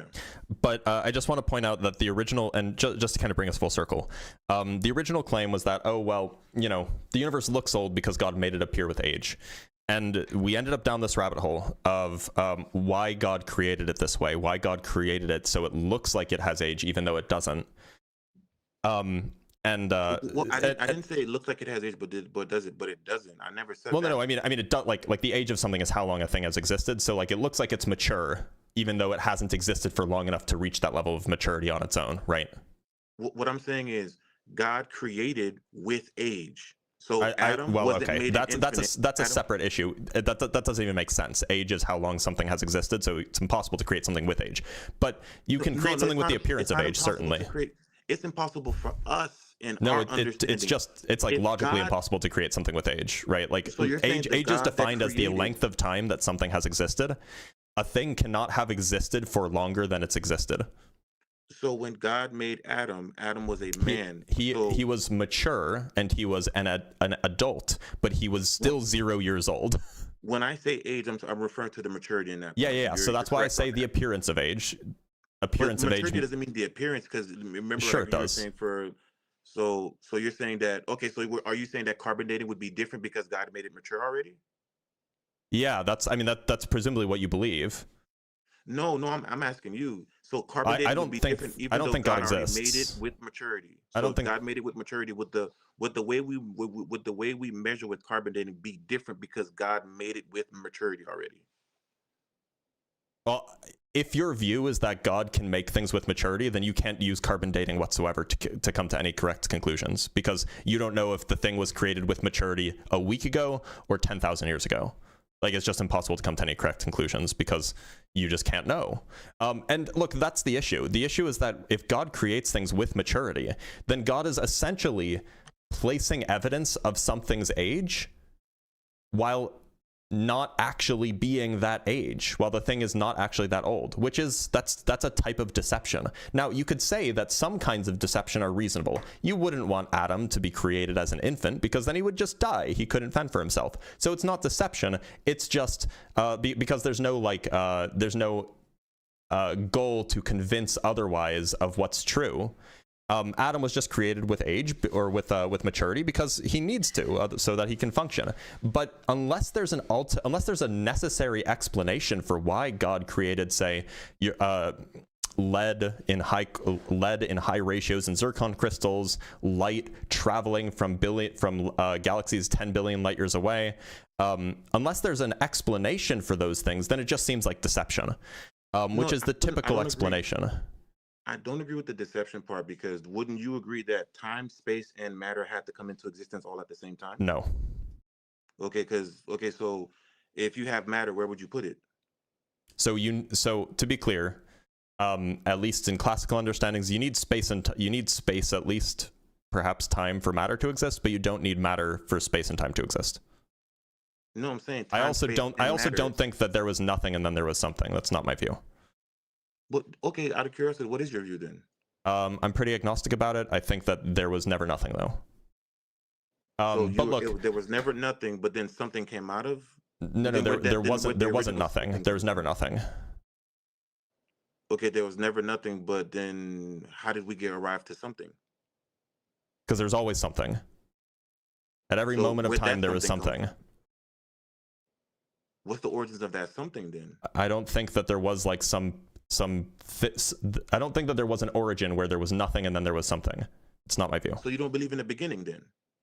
Well, it's a little bit complicated. I don't think that there was ever nothing. I think it's possible that there was a first moment of time, but that there could have been a timeless existence before that. But anyway, testimony. We are getting off topic, and I do want to move on to another guest. But thank you so much for being here. It was a delight. Yeah, I appreciate you conversing with me. Have a good one. All right, let's bring up Theosophical Wanderings. Oh, I'm sorry. Before Theosophical Wanderings, before you come up, I'm going to kick you for a second. Feel free to join the box again. I want to read super chats really quick. So just give me 1 second, then I'll bring you up, okay? Because I've missed like all of them. So we have $2 from Lord of Gonzo. Thank you, good doctor. Well, you're welcome. We have $10 from Dr. Pizza MD. Is time a byproduct of movement through space? All of the universe is moving, and nothing is technically stationary as it expands away from the initial point. So at least like the modern like cosmological and kind of like quantum understanding is no, time is not a byproduct of movement. Time is just like a feature of reality, just like how space is a feature of reality. We have 30 UYU. I don't know what that is, but thank you for the 30 UYU. The caller is a clown. I think that this was the caller before last, so yeah, that caller was a clown. Lincoln Myers sent a corgi for 1,000 joules, which I appreciate greatly. Thank you, Lincoln. And Lincoln sent a bubble heart for 1,500 joules. That's 2,500 joules total from Lincoln. We have Fears interaction. Can we get a crystallologist in the house? Yeah, we could. They're called geologists, right? Let me just finish scrolling through. By the way, everybody who's sending 10 joules or 1 joule or 1 gem or whatever, I appreciate it. There's just too many of you. I can't read all of them. Craftinator sends $2. The video game Easter egg analogy was amazing. Well, I appreciate that. It was off the dome, if you will. Aaron Leitz sends $10. Always anticipate the apologist will attempt to make his or her position unfalsifiable by appealing to a just so story. Well, yeah. I mean, that's normal. That's normal human interaction. Then we have Boogie with the $2. Caller drank Joe Rogan Kool-Aid. Different caller. I don't think that he was a Joe Rogan fan, was he? Well, maybe he was with the liberal stuff. Aaron sends $10 again. Thank you so much, Aaron. Wait, did I already read that? Oh, we sent it again. Always anticipate the apologist will attempt to make his or her position unfalsifiable by appealing to a just so story. Oh, okay. Well, guess we're doing it again. And that's it. So thank you guys so much for the super chats. Let's bring on Theosophical Wanderings. Hello, can you hear me? I can. Theosophical Wanderings, your name looks familiar. Have we spoken before? No, we've never spoken. I recently heard your name. I was on Trust But Verify. He mentioned you. And I have spoken a couple times to Ian. Okay. And I've had some great conversations with him. And I guess probably through that relationship, I started looking for you. And I saw you guys kind of yesterday you were in. I hopped in the chat yesterday, but I was working, so I couldn't. I think you mentioned you asked me to come into the chat to talk. You guys were talking about fine tuning. But I've heard of you. I saw that you collaborate with Ian. Trust But Verify also mentioned you. Cool. So I just had a couple questions for you. You know, I'm a Christian, and I did, especially from yesterday's conversation, I have no idea who the guy you were talking to, but you were just discussing fine tuning. And I want to get some clarification because I think you said you don't believe in fine tuning. So just to be clear, the topic today is not just whether or not God exists. The topic today is specifically about the age of the earth or the age of the universe. So how old do you think the universe is? Oh, man, I'm open to an old earth. I accept the science on that. So I'm not really prepared to debate on that. I just wanted to, where can I get your views on fine tuning in case you discuss that? So I will do, I don't know where you can get them. I don't know if they're like posted anywhere. And I'll just briefly mention them. But if you want to talk about that in more detail, you can come back when I do just an atheist theist debate, which I do like once a week on like Thursday or Friday or something like that. I'll do that later this week. But roughly my position is that it is not clear what the probability distribution we should assign to the fundamental constants are. We have a single data point. It's not really enough to actually come to any conclusions about what the probability distribution should be. And so I'm pretty agnostic about whether or not there is even fine tuning at all. Okay, so you would deny certain things like Martin Rees saying, he was talking about the cosmological constant, well, the value being one part, at least in my view.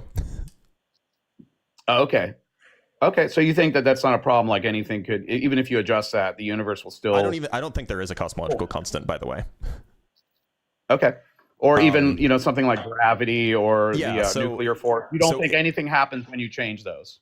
It's not clear to me that they can be changed. It's not clear to me what the probability distributions are. So look, it might be the case that, like, suppose for a moment that they could have been different. We don't know if they could have been different, but suppose for a moment that they could have. Then it might be the case that the probability of it being the value that it is now is like 99%, right? And that the probability of it being anything else is quite small. In which case, there's no fine-tuning. This was the likely outcome. So we just don't know whether or not these things could have been different, and if they could have been different, we don't know how to assign probabilities for the different values that they could have taken on. Okay, so we can probably pin that for the discussion on fine-tuning at some point. One other question. Now, this is something Trust But Verify told me. He said that you deny. You don't think, this is in regards to entropy, you don't think the universe is a closed system. Is that correct? I don't think it's correct to say that the universe is a closed system. I mean, like, it depends on who you ask what a closed system is. Chemists will say it's one thing, physicists will say it's another thing. So, like, it's just the case that, like, it depends on your definition of closed system. If you take a closed system to be a system in which there's no energy flow in or out and there's no matter flow in or out, then yes, absolutely, the universe is not a closed system because we know that energy is not conserved globally in our universe. But it depends on how you define the terms. Right. Would you say that entropy has increased over the age of the universe? It's not even clear to me if we can define entropy of the universe as a whole. Okay. All right. I just wanted to get some clarification on that. And so what days do you do your lives? Just so Monday, Thursday, Friday. Can try to plan. Monday, Thursday, Friday. And if you want to do the God debate on I don't think I'm busy on Thursday. If you want I can pin the God debate for Thursday. So that you can just have, like, a good day that works for you. Okay, I would hate for you to make plans, and I can't. I actually was when you guys were in your live yesterday. I'm actually in the middle of doing the Blue Origin launch, so things keep changing. Yeah, so I'm like, I'd hate to say, hey, I'll be there, and then something. Well, okay, like we got scrubbed yesterday. So how about this? I will do my live on whatever day I feel like, either Thursday or Friday. If you can make it, great. If you can't make it, that's fine. And then and if you can't make it on either of those days, then come back on Sunday to Unapologetic, and I'll tell the fellas to bring you up. Okay, sounds good, man. Appreciate it. Of course. Thanks for being here. Yes, sir. Bye bye. All right, let's talk to another guest. Let's talk to Cody. Cody, how's it going? Yo, what's up, bro? Doing all right. You have a face mask on. It's cold as fuck. Where are you that it's so cold? I mean, I guess I believe you that it's like. I'm in Mississippi. It's. Is it really that cold in Mississippi this time of year? Okay. Well, anyway, Cody. So. Pretty cool. I believe it. So I need to check. Are you 18 plus? Yeah. I'm 25. And how old do you think the Earth is?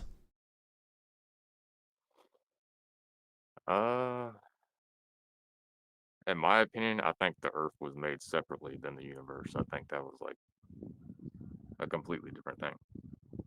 Okay, so how old do you think like the Earth is? The universe could be like fucking trillions of years old for all I know. But I never really went for the belief of that the Earth is like 6,500 years old just because the Bible says it. Sure. But as I get older and I've researched ancient civilizations and the correlations between like mechanical engineering and stuff. I didn't really dive that deep into like quantum physics and shit like that, but like it makes you wonder like if they're really aliens or if they're just fallen angels, and you have to agree that it's either one of those. I don't. And wait, what are we talking about? I don't think any aliens have been here. Why do you think that? Because I haven't seen any particularly compelling evidence.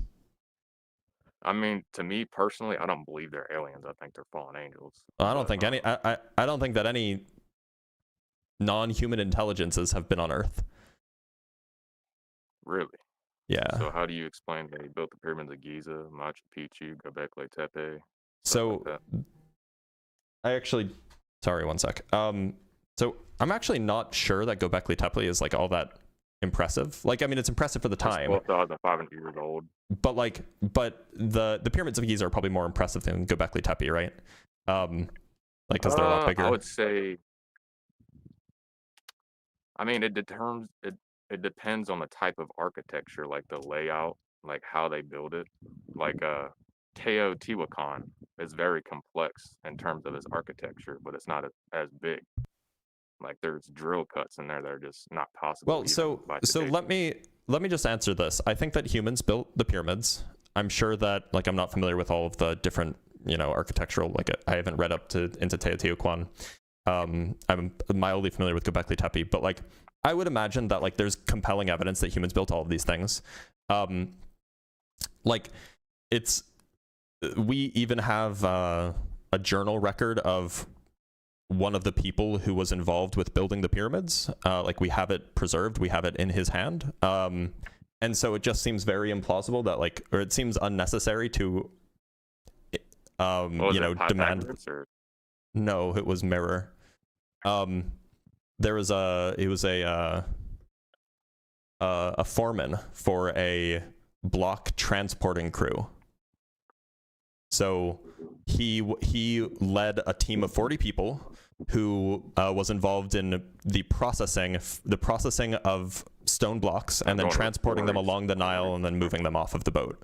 He was involved in one of those crews. Look, the question I ask is mainly about transportation. It's not even about where they get it from or how they cut it out or. Yeah, but we have the records of one of the guys who transported them.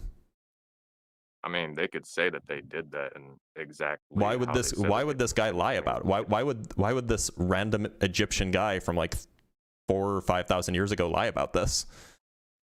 I mean, why would Jesus lie? Well, who says that he did? Like, we don't have any of his. We don't have any writings from Jesus, right? That's your whole assumption. Well, no, we don't have any writings that Jesus wrote. We don't even I don't even think that Jesus knew how to write. But like, we have the writing of this guy specifically. Yeah, I got like it's like a manuscript that it was found 10 years ago or something like this. How did he say that he got 75 to 150 ton blocks with regular boats across kilometers of water? I mean, once you have a boat, once it's on a boat, it's not that hard, right? It would have to be a barge. Yeah, I'm not saying that it was like a sailboat, right? Yeah.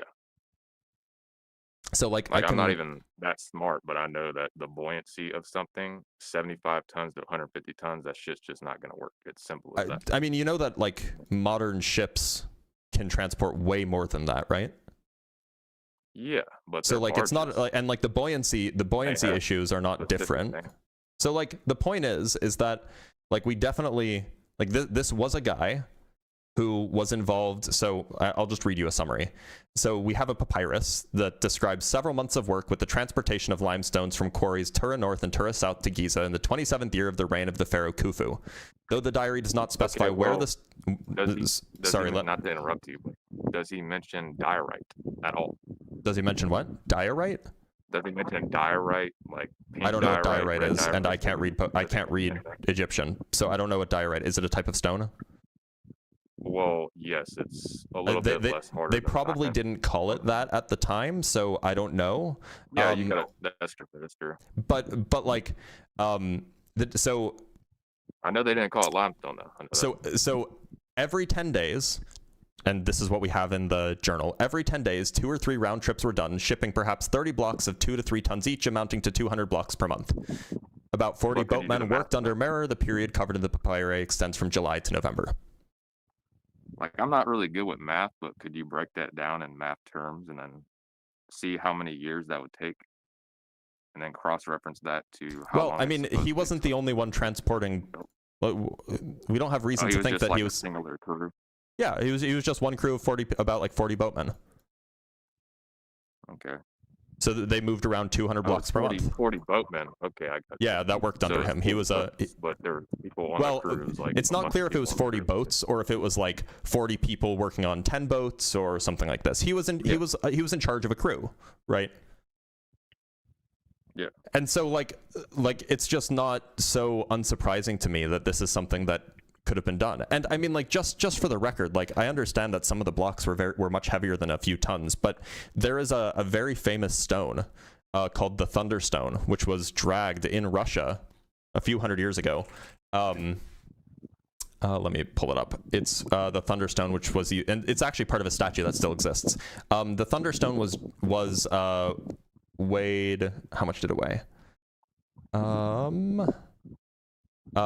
During transportation, it weighed 1,250 tons, and they didn't. All they used were people pulling it. Just think about that. Just think about that.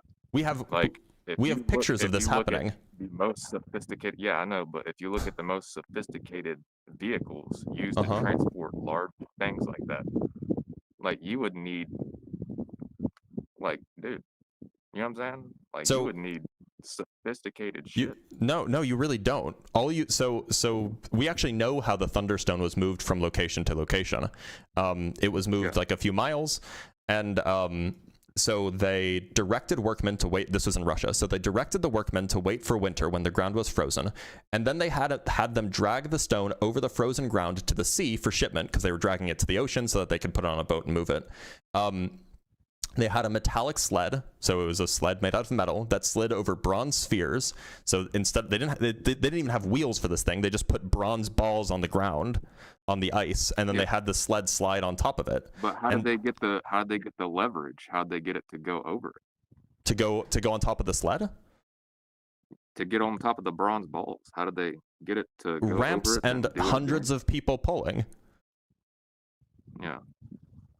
But like I mean, this is like people that would take like thousands of years. No, it wouldn't take thousands of years. This took, I think, 9 months. Like, all the resources around them would be completely like look. Here's the issue. If that's true, then here's the issue around them, like the wood areas, would be gone. So they would have had to use the wood. Here's the issue. The point is that this is like really well documented records. This only happened 250 years ago. And so, like, we have a painting of this happening. We know the names of the people who are involved. We have, like, you know, documents, and we have manuscripts and all of these things of exactly how the Thunderstone was moved. And it was moved with basically the same technology that the Egyptians could have used. There wasn't anything particularly sophisticated about what they did. They had a lot of people. They had, like, ropes, and they had sleds, and they had like wood. They had like wooden ramps and stuff. And they did it. They did it in 9 months. Like Uncharted X. What about the people like Uncharted X that survey the sites and go there and they do people on what? Based off the same things? The people on what? Like Uncharted X. I don't know what that is. Uncharted X is a very, very informative YouTube channel. Like, you should check it out. Uncharted X. All that type of stuff. Yeah, you would like it. Would I? Is it conspiracy theory stuff? No, it's just pure factual information. It talks about like symmetrical precision engineering and some of the statues. Like for example, like one of the statues in Cairo, there's like a cat, and you can see the rib cage of it. You know what I'm saying? That's just not possible with the tools that they had, regardless of. I don't know about this man. Like, this is like promoting like some huge bedrock shafts and hidden subterranean chambers at the Giza Plateau. Like, I don't know. It seems kind of like pseudo archaeology clickbait stuff. But look, all I'm saying is that, like, you would have to watch it to find out. Yeah, of course. But it seems like you are discounting the ingenuity of humans. Humans weren't stupid 5,000 years ago. No, we were just as smart then as we are today. We just have better tech. I think they were smart. I think they were smarter back then than they are today. To be honest. Well, I don't know. I mean, like, we had the same brains back then as we do today, right? Like, same brain size, same brain structures. So, like, we're the same species. They just had less technology. And so to say that, like, for like brain improvement. Like, if you take an entire nation and dedicate almost all of its resources, except what's necessary to keep the nation operational, like, you know, except the farmers who needed to, you know, farm to keep people fed. If you took, like, based off of religion, so it'd be towards a goal. Yeah. So, like, of course, if you take, you know, 20 years, you can accomplish something magnificent like the pyramids. It just doesn't seem that far-fetched to me. One big problem is how I really got into studying this stuff is, like, the fire is not like the soot that's on the roof of the shafts in the pyramids of Giza is just not there. And So there would be evidence of soot there because light Why would Like there be in fire? Indiana Jones, they would have had to reflect light all the way down there. You know what I'm saying? By the time that the light got down there, it'd be dissipated. You know what I'm saying? And they would have needed to So constantly work with I don't light know if around soot them. lasts for 5,000 years. There would be evidence of it if they were going in and out of it. So you should talk to an constantly, archaeologist about every this. single day. Yeah. Like, talk to an actual archaeologist about it. Somebody who, you know, or an Egyptologist or something. Like, I'm sure that they will be able to have an interesting conversation with you about this. I'm not that. All I'm saying is that, like, generally, I think that, like, who do you think built Stonehenge? Honestly, I think that was just put there just to fuck with us. By who?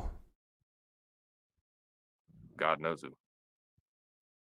But, I'm like, not by saying it's people? aliens or fallen angels. Honestly, I don't know. Like, I never really researched Stonehenge. My dad did, but So look, and I'm not saying that you're doing this, but a lot of people do, and I think it's probably worth pointing out that people generally only ever point to the people, or often people suggest that, like, these amazing archaeological things or these amazing, like, architectural developments that were built by there's a god or some type of no, I wasn't going there.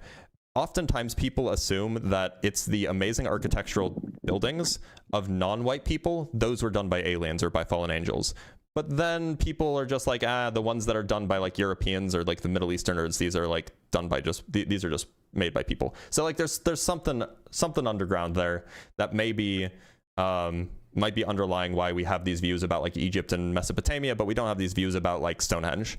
But look, Cody, this is pretty off topic, so I'm gonna let you go. But I appreciate you being here, and good luck talking to an archaeologist. Okay. All right. Hey, can I ask you a question real quick? Yeah, sure. What was that previous caller before the other caller, theological, whatever his name was? What was his name? Theosophical Evidence, I think was his name. Theosophical Evidence. I think that was his name. Or you talk about the guy that was talking to me before, like the guy that was on screen and he was in here? Yeah. Oh, his name was Testimony. Testimony? Yeah. Testimony. Yeah. That's a cool name. Okay. Yeah. All right. Well, Cody, man, well, I'll let you go. Thanks for being here, brother. I just Have a good one, want you okay? to know that God grow and you'll see him one day. But all right. Sounds good. Take care. All right. He was chill. It was really off topic, but it's maybe worth, maybe worth putting it up. We'll see. All right. Let's talk to the next guest. Let's talk to Peter J. Parker III. It was Theosophical Evidence. I guess you're right. Peter J. Parker III. Hello. That's a hell of a name, or that's a hell of a voice. How are you doing? How old are you? I'm 18. I was born in 2007, my guy. And there's no way. There's no way. There's no way, my guy.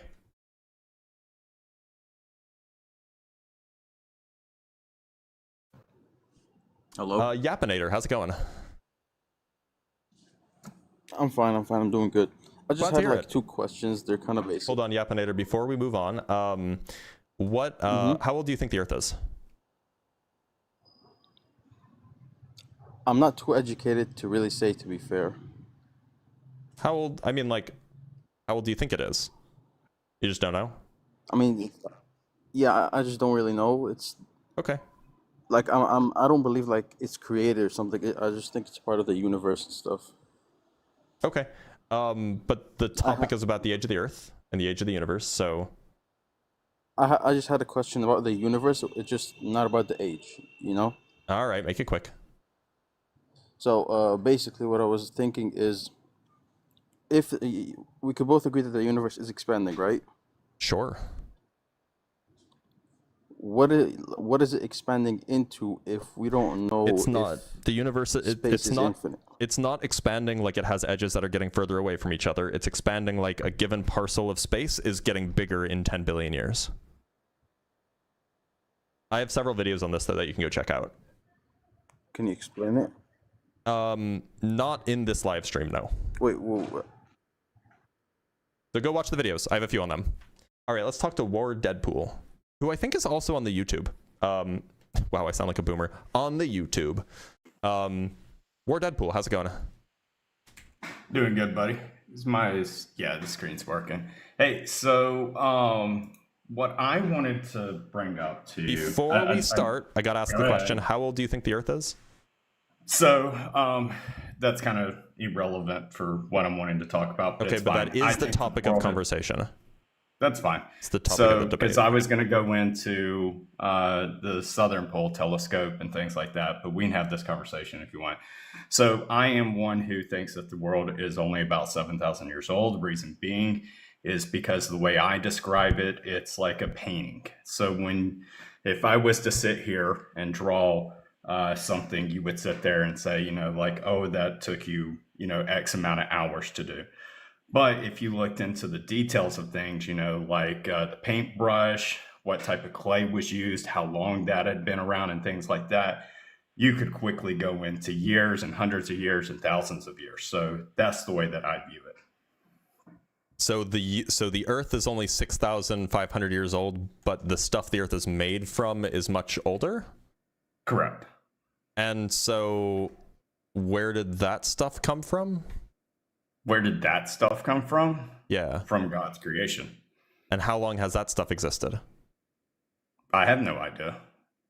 So when you say that like the Earth is only 6,500 years old, you mean, so like what was before the Earth? Was it just like a bunch of stuff lying around, or? I don't know. I mean, you're asking a question to, our scriptures that only have, like talking about the creation of the world within, like 2 pages, or really only one sure. page. So what would you say about like, like there are human things that we have that are older than that, right? There like are artifacts, human artifacts, that yeah, are older than that. Like human artifacts, yeah. Like, okay, so that is where I feel that there has been a false doctrine that has been pushed of, like, oh, Aborigines, in Australia were here, 7,000, 9,000 years ago. Yet there's only, a very, very small percentage that is there in Australia. So you're talking about insanely incest with a group of, Well, I'm not talking about the Aborigines. I'm talking about the Yahoo symbols. Yeah, so I get it.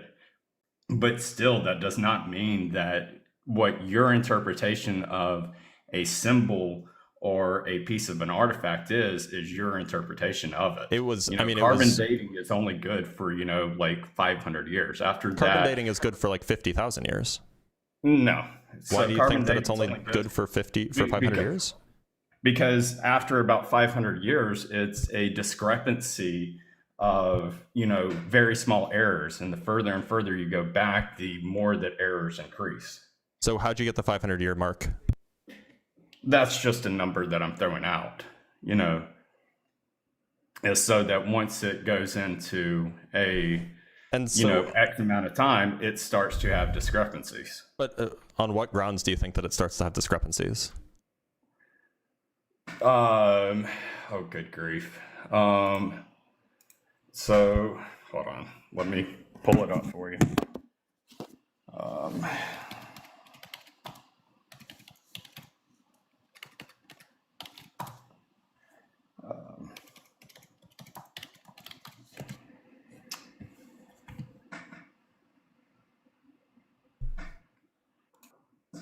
So this is straight from Google's AI. So carbon dating has inherent, and it's not like I Googled this type of stuff, but anyhow, it says carbon dating has inherent error margins due to factors like variations in the atmospheric carbon-14, contamination, and limited number of samples for older objects, which can result in inaccuracies ranging from a few years to several centuries. Right. Yada, and yada, so, yada. Right. So suppose that the inaccuracies are as much as several centuries, because, error bars are error bars. If I have something that's carbon dated to 8,500 years ago, even if they were wrong by several centuries, that's still much older than 6,500 years. I mean, that's again where I'm just going to leave the conversation at is your opinion, and that's what But you're it's holding not an grounds opinion. to, You just read like it. Huh? It's not an opinion. You just read it. Yeah, I just read that it sits here and says literally that it has inaccuracies. Yeah, inaccuracies and of error up margins. to a few centuries, right? No. Isn't that what it says? So it says, which can result in inaccuracies ranging from a few years, to Up several to. centuries. Right. So the inaccuracies can be as big as several centuries, right? It can be, and it can also be as small as a few years. Right. So if the inaccuracies can be as big as several centuries, and we have something that is carbon dated to 8,500 years ago, if they were wrong, if there are inaccuracies, those inaccuracies could be as big as several centuries. So maybe it's only 8,000 years old and not 8,500 years old. That's still older than 6,500. No, because once it starts to go further and further, it grows more and more. Where does it say that? That's just in common sense of when you have something that has a probability of a small error that starts within 3 years of, let's say, just like a 0.001% chance, the more that you go for, 10 years, it increases it to 0.001% chance. And then once you go to 100 years, it's 0.1% chance. I don't think that's how carbon dating works. So I'm not saying that's how carbon dating works. I'm saying that's how the error. I don't think that's not how error propagation works either. Okay. Right. So again, it's your opinion. Just well, like how I mean, this isn't an opinion. You're saying that there is some fact about carbon dating that, errors accumulate, blah blah blah, and you're just like saying that. Do you have anything to back that up? Or yeah, that's what I just used off of the text doesn't say Google that search. though. That's not what the text says. What you just pulled up, you read that and it didn't say anything at all like what you said. So what I said was that there is inaccuracies. Yeah, so there are inaccuracies up to a few hundred years. Yeah, I'm not going to sit here and go on to how I'm not going to put my faith into something that has an error system in it, especially for something that is, talking about things of 45,000 years ago to 250 million years ago or longer. So look, Wardad, the whole point of doing science and quantifying errors, which is what you're talking about, we're talking about you make a measurement and then there's some errors. Actually, let's just back up. Like when you're measuring something, when you stand on a scale to measure your weight, it'll say 170 pounds or something, but that has an error of half a pound, right? Okay. So anytime you make a measurement, there's always errors built in because no measurements can be 100% precise. There's always look at a ruler. Like a ruler, if something falls between two tick marks on a ruler, which one are you going to say that it is? You're going to say that's one closer to it, but it's somewhere between the two, and there's some error. There's some built-in error there.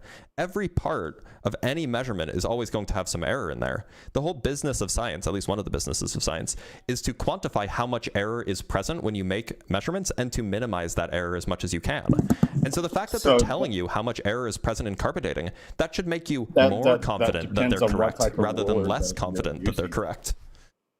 That depends on what type of ruler that you're using. I mean, if you're using something that you go and pick up from Lowe's, it's different than, something, a machinist can go and buy that's, I agree. The point is that depending on how you're doing your measurement, you will get different levels of error. And so they're saying that, depending on the conditions, depending on how they did their measurement, you can get errors from a few years to a few hundred years. And that's fine. They're telling you how much the error is, which means that you can rely on the numbers plus or minus that amount. Okay. So, of course, yeah. I mean, the fact that they're telling you how big the error is, that should really make you more confident that they're correct, because they're not claiming absolute certainty. They're telling you what the range of possibilities are that are consistent with their measurements. Okay. I mean that's all I'm going to say to you is just okay, that is how you view it, and I view it different. So if you have, I don't know, let's say that you have 10 different mechanisms that all agree on the age of something, not just carbon dating, but you have 10 different mechanisms that all agree that the Earth is older than 6,500 years old, doesn't that indicate, like, if they're all giving the same answer, that it's older than that, doesn't that indicate that there's some truth to it? But that's not what they're doing. Oh, but they are. So we have carbon dating, which indicates that we have artifacts that are older than that. We have uranium lead dating, which is a different kind of thing. That indicates that that the Earth is billions of years old. We have dendrochronology. With more errors. We have dendrochronology, which is using tree ring data, which gets us to we have continuous tree ring data that gets us to around 14,000 years, at least 14,000 years old. We have ice core data that gets us to at least 100,000 years old. We have stalagmite and stalactite data that gets us to millions of years old. We have so many different pieces of data that all agree that the Earth is older than 6,500 years. Again, what I started my conversation off with when you asked me that question, I sat there and said that when it's like me, when I draw a picture and the type of paintbrush I use, the type of clay and all that stuff could say that the picture is a lot older than what it really is when I sat there and drew the picture. But we're not talking about materials here, right? Well, it is like materials. The trees, how could you have trees before the Earth existed? Again, it's so when you are drawing a picture, you're not drawing a picture of, something that's right here. You're drawing pictures from things that are old material based, certain types of clays and paste and things like that. Wait, are we talking about the materials that you use to make the picture, or are you talking about the things that you're drawing? So the materials, the trees. If I'm understanding the analogy, what you're saying is that the materials used to make the Earth are older than the Earth actually is. Correct. In the same way that you can have like trees, you can have like an old tree that you use to make a new chair, right? But if for example, if we're talking about tree rings, how like every year a tree gets another ring, those tree rings, we have roughly 13,900 or so years worth of tree rings that like in a continuous sequence, right? And so how is it that you could have the tree rings before the Earth? Like in the painting analogy, you can have the paint before the painting. How can you have the tree rings before the Earth? It's the exact same thing. Those are the type of, so trees and other things like that are the same thing that I sit there and say that those are the materials, just the exact same. So you would say that trees existed before the Earth did? Yes, I think it's how creation happened. Wait a minute. That's just how I view it. I could be totally wrong. But by the way, that's not what the Bible says. So again, I said the Bible said God made the plants after he separated the waters from the waters above from the waters below and all these things. Just like Adam, it's not like he made Adam when he was an infant. He put him at an age. So he can put trees at an age.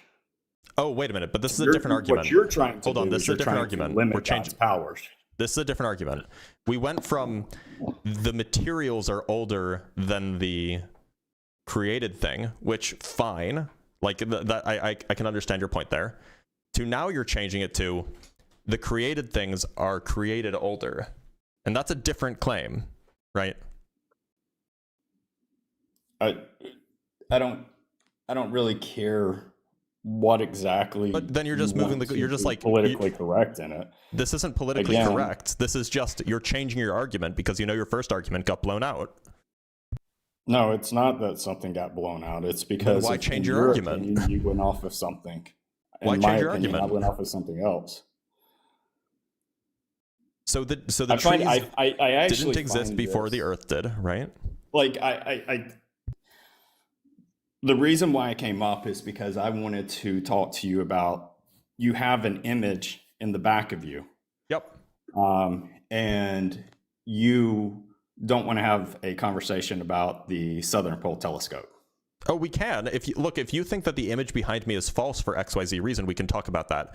It sounded like actually what I want to talk to you about. So this is straight off of Google Earth. Give me just a second. And but I assume that this still has to do with like the age of the Earth, the age of the universe, that kind of stuff. Yes. Okay. Yeah. That's fine. So on this, I know it's definitely hard for y'all to see, but this is on Google Earth. This is where you can go inside the Southern Pole Telescope. I'm going to go to Google Earth. What are the coordinates that I have to go to? Oh, give me a second.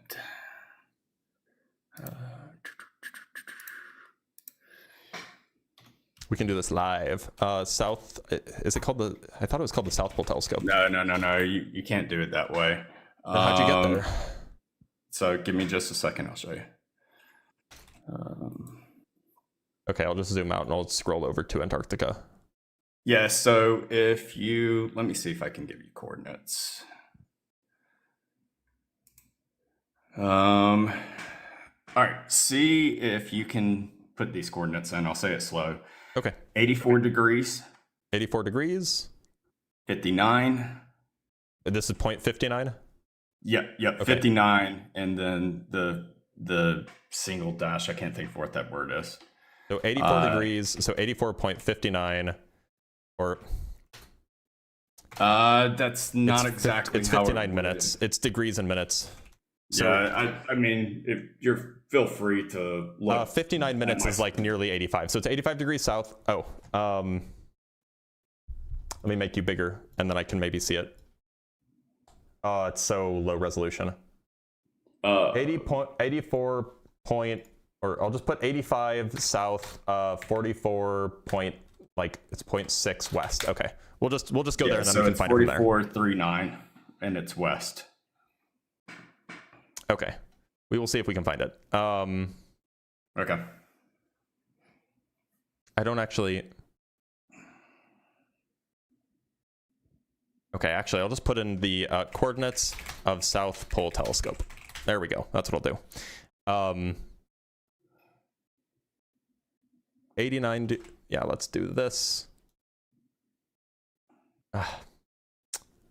Wish. You're good. Take your time. It's just annoying because nobody's giving it to me in decimal notation. Hold on. Let me see if I can find. Hold on. I can give you decimal. Give me a second. 80. There we go. 89.9. There we go. Okay, I found it. And then it's 45 degrees west on the nose, I guess. It's 44, 39, 22. 44.6 west. Yeah. Come on, go to the place. I don't know why it's so hard to find. Okay. Anyway, do you want to? So go ahead and tell me about what you found there. So when you go inside of the Southern Pole Telescope, and I can show you. I mean, basically what you do is you'll sit here and so here I'll zoom out because the screen's so small. But when you go to Antarctica, you can zoom in and you zoom in, and you can take the little man and you will drop it on one of the blue spots. When you drop it on one of the blue spots, this is what you get.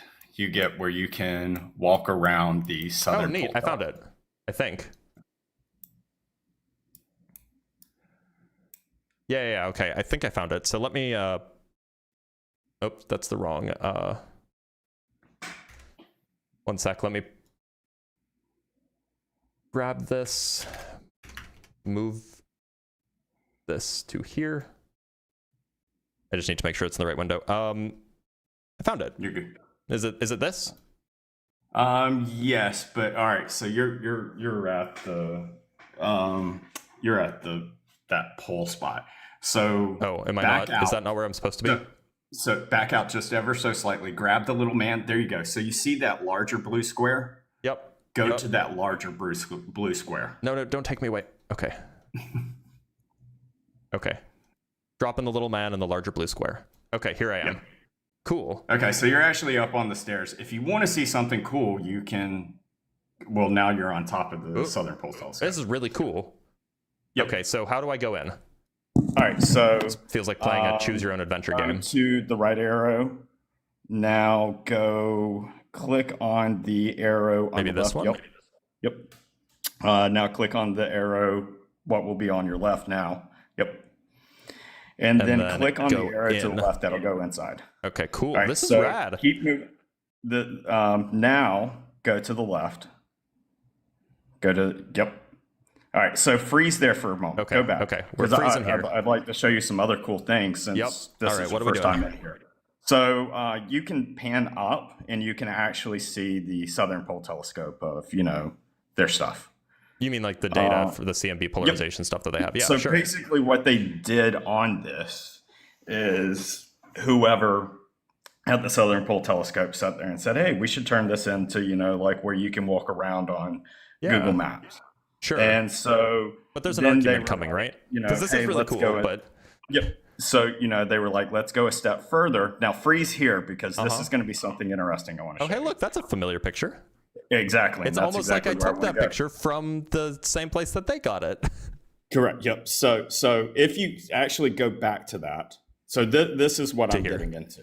So if you see that on the left side of that image, can you read that off? Yeah, people used to think the universe would collapse on itself, the so-called Big Crunch. Now it looks like dark energy will tear it apart. We're heading for a big rip. Correct. Yep. So this is actually outdated, by the way, but that's fine. Correct. So this is what I was wanting to show is that used to. So in biblical sense, a lot of people read the scriptures as God extending his arms and for an expansion of the universe. So what they used to contradict it is they would say, hey, no, we're actually imploding on ourselves, and that's why they called it the Big Crunch. Eventually, they realized in X amount of time or X amount of years, they realized that, hey, this ain't working with all of our scientific findings that we're finding. It's actually expanding. Well, so to be clear, the original cosmology that was proposed, or that was fairly common in like the 30s, 40s, and 50s, was that the universe was static, that it wasn't expanding, it wasn't contracting, it was staying the same size. It was called the steady state model. Then the Big Bang model came out. The Big Bang was arguably first put forward in like the 40s and 50s, and then it was basically confirmed in the 60s. And they basically said, look, the universe is expanding now. We have XYZ amount of matter. We don't have anything to keep it from collapsing back in on itself at some point in the future. And so gravity would mean that, well, it's expanding, but just from inertia, and eventually it'll collapse back down to a point. Then in the late 90s, it was discovered that the universe's expansion was accelerating. And, the cause for this was dubbed dark energy. And so then it was believed that the universe would expand and expand forever at a faster and faster rate. And now that led us to what's called the concordance model, or lambda CDM. In fact, that's actually right here on the picture. They mention it, the concordance model, right? Lambda CDM. That is now in question, whether lambda CDM is true. Now, it's probably still, people are still taking it seriously now, but in the last few years, data has been coming out that's been putting more and more question on whether or not lambda CDM is true. And so it's just not clear what the fate of the universe will be in the future. Maybe it'll recollapse, maybe it'll expand, but slower and slower forever. Maybe dark energy will do something else completely different. We're kind of in the dark here, but I don't understand how this proves anything wrong. So it's not exactly, I'm not someone who cares about saying that someone's right or wrong.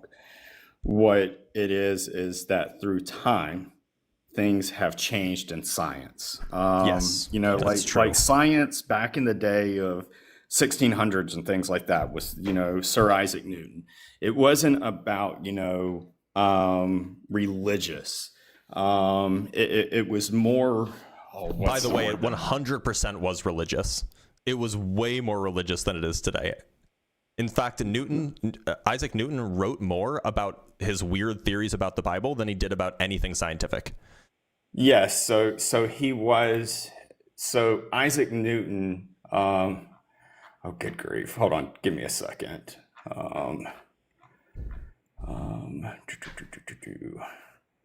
Trying to remember what exactly he was. So he did. Yeah. So Isaac he was a Newton heretic, was is what he was. Yeah. So Sir Isaac Newton, he rejected the doctrine of the Trinity. Yep. He was also a heretic in like a whole bunch of different ways.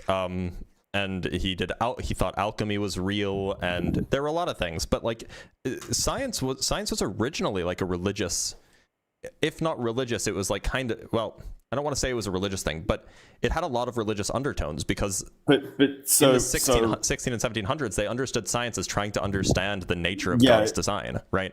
But it was built on a method, not a belief. It still is built on a method. I'm getting at. Are you referring to, if you're referring to the scientific method, then yeah, we're actually way better at doing the scientific method now than we were 300 years ago. That too, but yes, but no. So it was. That's just how it is. It wasn't them searching for God or disproving of God. Well, to be clear, that's not true. Lots of people were trying to prove God existed by observing the heavens. Sure, that was like absolutely a thing that scientists were obsessed with. Some anyway. That's not the big bolt of it. I mean, like. I mean, that would be like me sitting there being like, generally, there's some cosmetologists that are Christians. Cosmologists. You know, like even though it's only 7%. But my point is that like everybody just believed in God at the time. So they were just like, yeah, so we're studying this thing that God made, right? Like they weren't fighting with atheists that felt like they needed to try to prove God exists. Then would you sit there and say, that studying water or plants or anything, I mean, do you always feel like, oh, this is going to be something to, prove or disprove of God? Because I don't view it. I think that it's more so people sit there and say, hey, I want to view this cool stuff so out then, there. Go ahead. I don't think so. I think that that a normal person is like, yeah, we're just studying this thing that's there. I don't think that it involves really God existing or not, but a lot of the the old scientists from the days of yore, they absolutely were doing that. They were absolutely like, we're uncovering the mysteries left behind by God. That was absolutely like the motivating factor for a lot of these scientists. Yeah, sure, some. Just like how there was only a few, back in the days of, I would bet that it was most, by the way, but it's hard to say because we don't have like sociological records from then. But that's neither here nor there. Is the point that's like, so science gets new information, like scientists discover new things and we update accordingly. Is there an issue with that? No, there's no issue with it, but. So then why bring this up to begin with? So the reason why is to show that things have been changed and things are going to continue. Yeah, things change as we get new and better information. Yep. So, and things come out to that they were a lie. I mean, it was a lie to sit there and tell people that we were going for a big crunch. Well, to be clear, it's not a lie. It's not lying when you just say something, but you're wrong. In the complete opposite direction now. It's not a lie. To be clear, nobody ever thought that the universe was collapsing. There was a theory that. So the people down in the southern. I'm in the middle of a sentence. There was a theory that the universe would collapse in the future, and that was based off of the best information that they had. It's not a lie to be wrong about something. When you sit there and you say one day that we're going for a big crunch and then you change the, later on to, hey, we're going for the big rip into a totally different direction. It's not a lie. It's called being wrong, right? People can be wrong, right? Yep. Okay. That's fine. Like, it's, I don't. So there is things malice, that are being taught. Okay. Also, by the way, a big crunch is still on the table. I should mention that. Yeah, some people do still see it that way, but more so the thought now is in the other direction. That's how it was for the last 20 years. But we're getting data, like there's recent data in the last few years that's calling that into question, and so the big crunch may be more on the table than you realize. They may have been right all along, actually.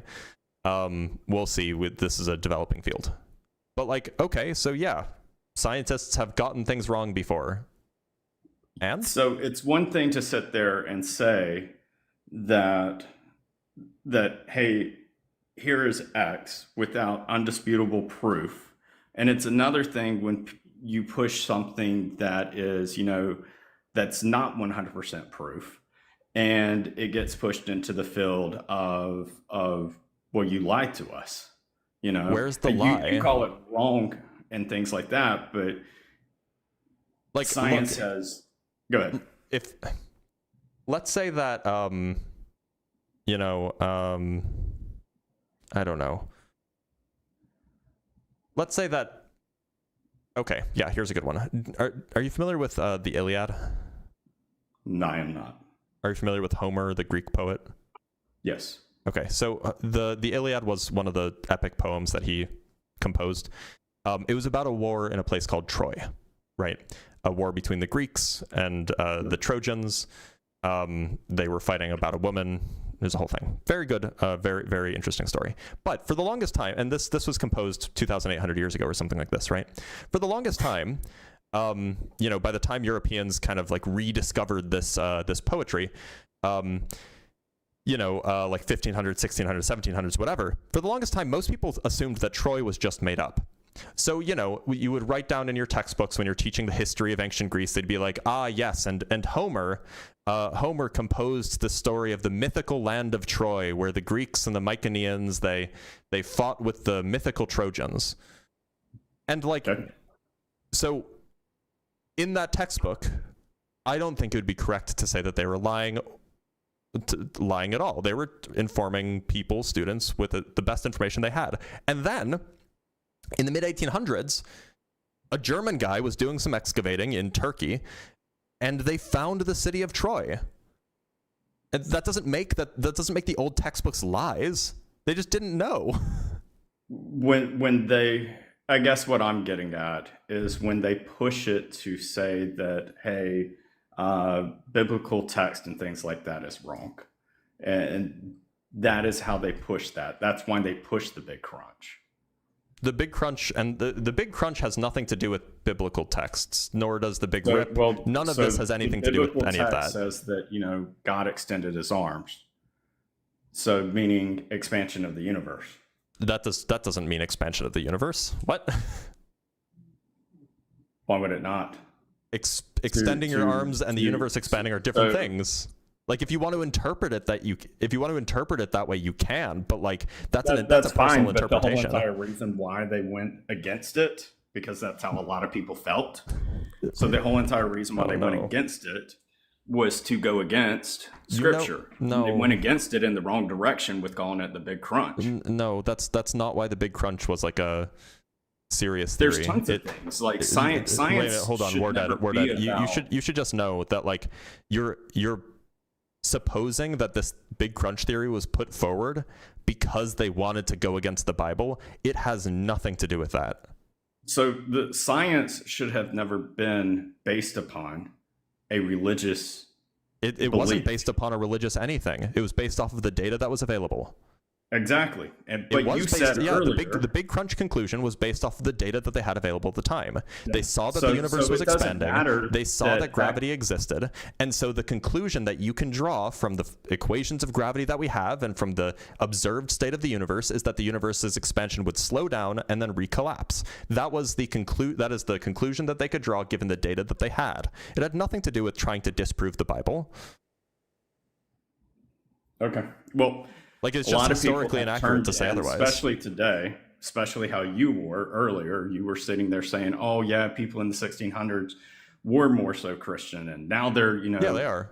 90% of them are atheists and things like that. That has nothing to really do with science. It should never do with science. I mean, there are people who are atheists who are scientists. There are people who are not atheists who are scientists. The reason I brought it up was because the person was questioning the statement that I was making about the strange feature of our world that cosmologists tend to be overwhelmingly atheists, even though they're supposed to be the ones that are discovering the glory of God. So that is unexpected under the God worldview. But it says absolutely nothing. I'm not saying anything about that makes them correct. I'm not saying that this is like, oh, because a lot of them believe it, it's true. What I'm saying is that it's surprising that they would all come to the opposite conclusion, given that they're the ones who are most likely to be studying and be most well informed on the topic. They're searching it for a religious belief. They should never be searching it for a religious they're not. belief. That's not what's happening here. Scientists That's what's happening for you. That's why your whole entire point of to be this clear, conversation is saying that the church lied to you. Yeah, the church did. That's not scientists' fault. That's the church's fault. Again, you and several other people have turned science into a religious. In what way is science religious? Never been. In what way is science religious? If you didn't, then we would actually be evolving a lot more into science. In what way is science religious? In what way have I made science religious?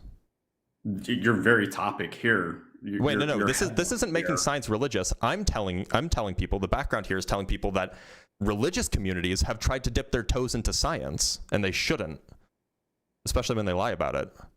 This says nothing about what science is. This says about what religious communities are doing. Yeah, so if you're reading it backwards. Okay, so if that's your point, then why are you hung up on this? Because I've seen you around for years doing the same thing where you bring religious into your topics over and over again. Well, because it's an interesting topic that I like to talk about.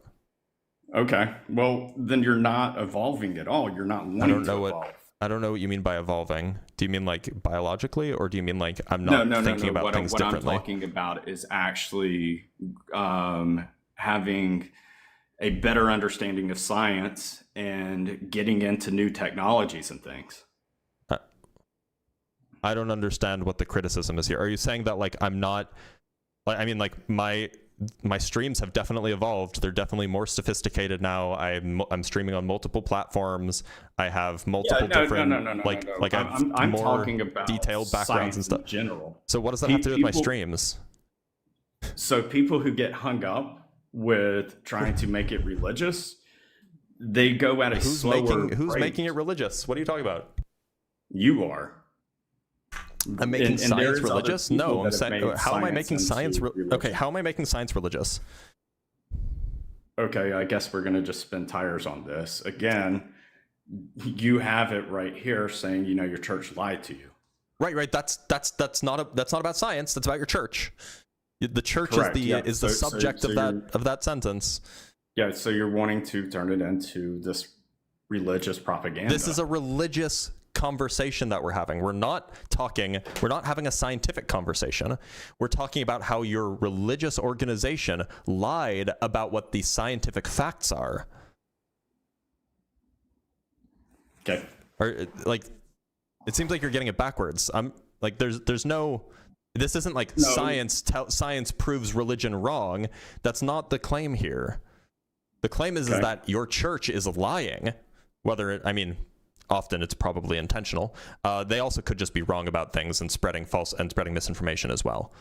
I mean, yeah. So, I mean, that to me, you know, I will sit there when someone says something wrong and you change it to something vastly different. I call it a lie.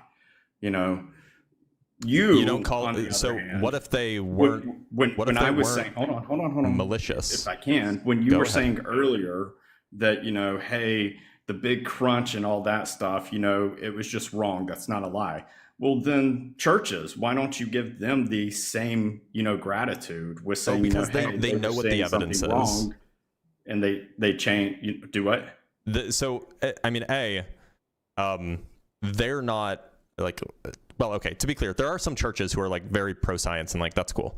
There are some churches, however, that are very anti-science and literally maliciously and dishonestly reject or misrepresent the scientific data to push a view that like the Earth is 6,000 years old or something like this. This is a thing that happens in a lot of churches in the country, in the United States anyway.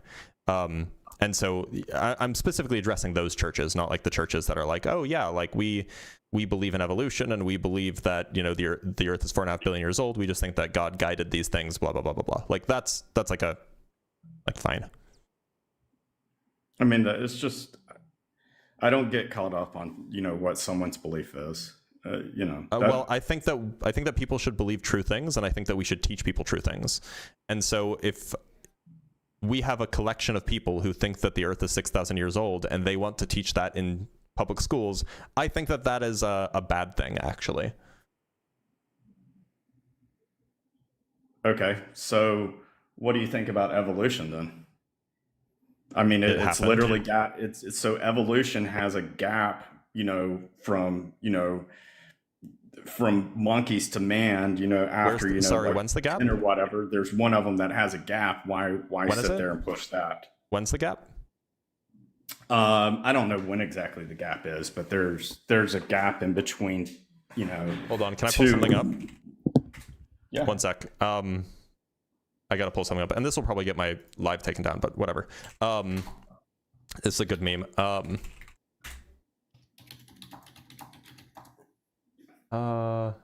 Here we go.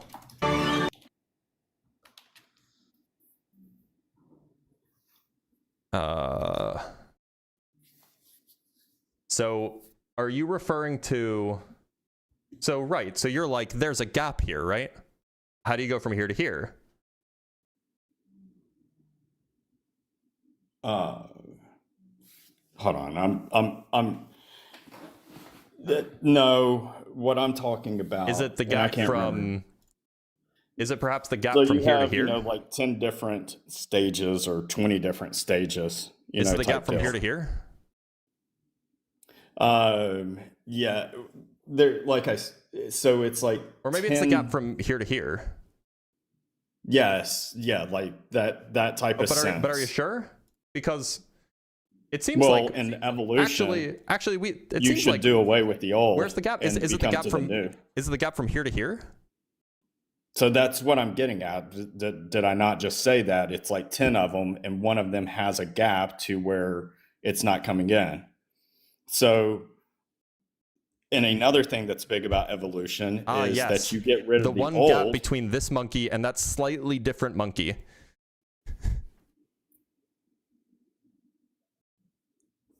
Okay. I mean, Like, take it however you want, I mean, but evolution, the whole entire point of evolution is to get rid of something that's old to become new, yet you still have monkeys today. That humans didn't evolve from the monkeys that exist today. Okay. And cool, evolution is not the process. Great. Evolution is not the process of getting rid of something old and getting something new. That's not what evolution is. Okay, so you sat there and you just said, am I right in what I heard, that we did not evolve from monkeys? Not from monkeys that exist today. So the monkeys that exist today. We evolved from our ancestors. Our ancestors don't exist today. But we're teaching, like, you're so against teaching, certain types of religious stuff, the 6,500 years old, type deal on your scientific stuff. Yet there's other people that are out there that can sit there, and debunk evolution for monkeys and stuff. But I don't know, man. I don't think they can. I've never seen anyone successfully do that.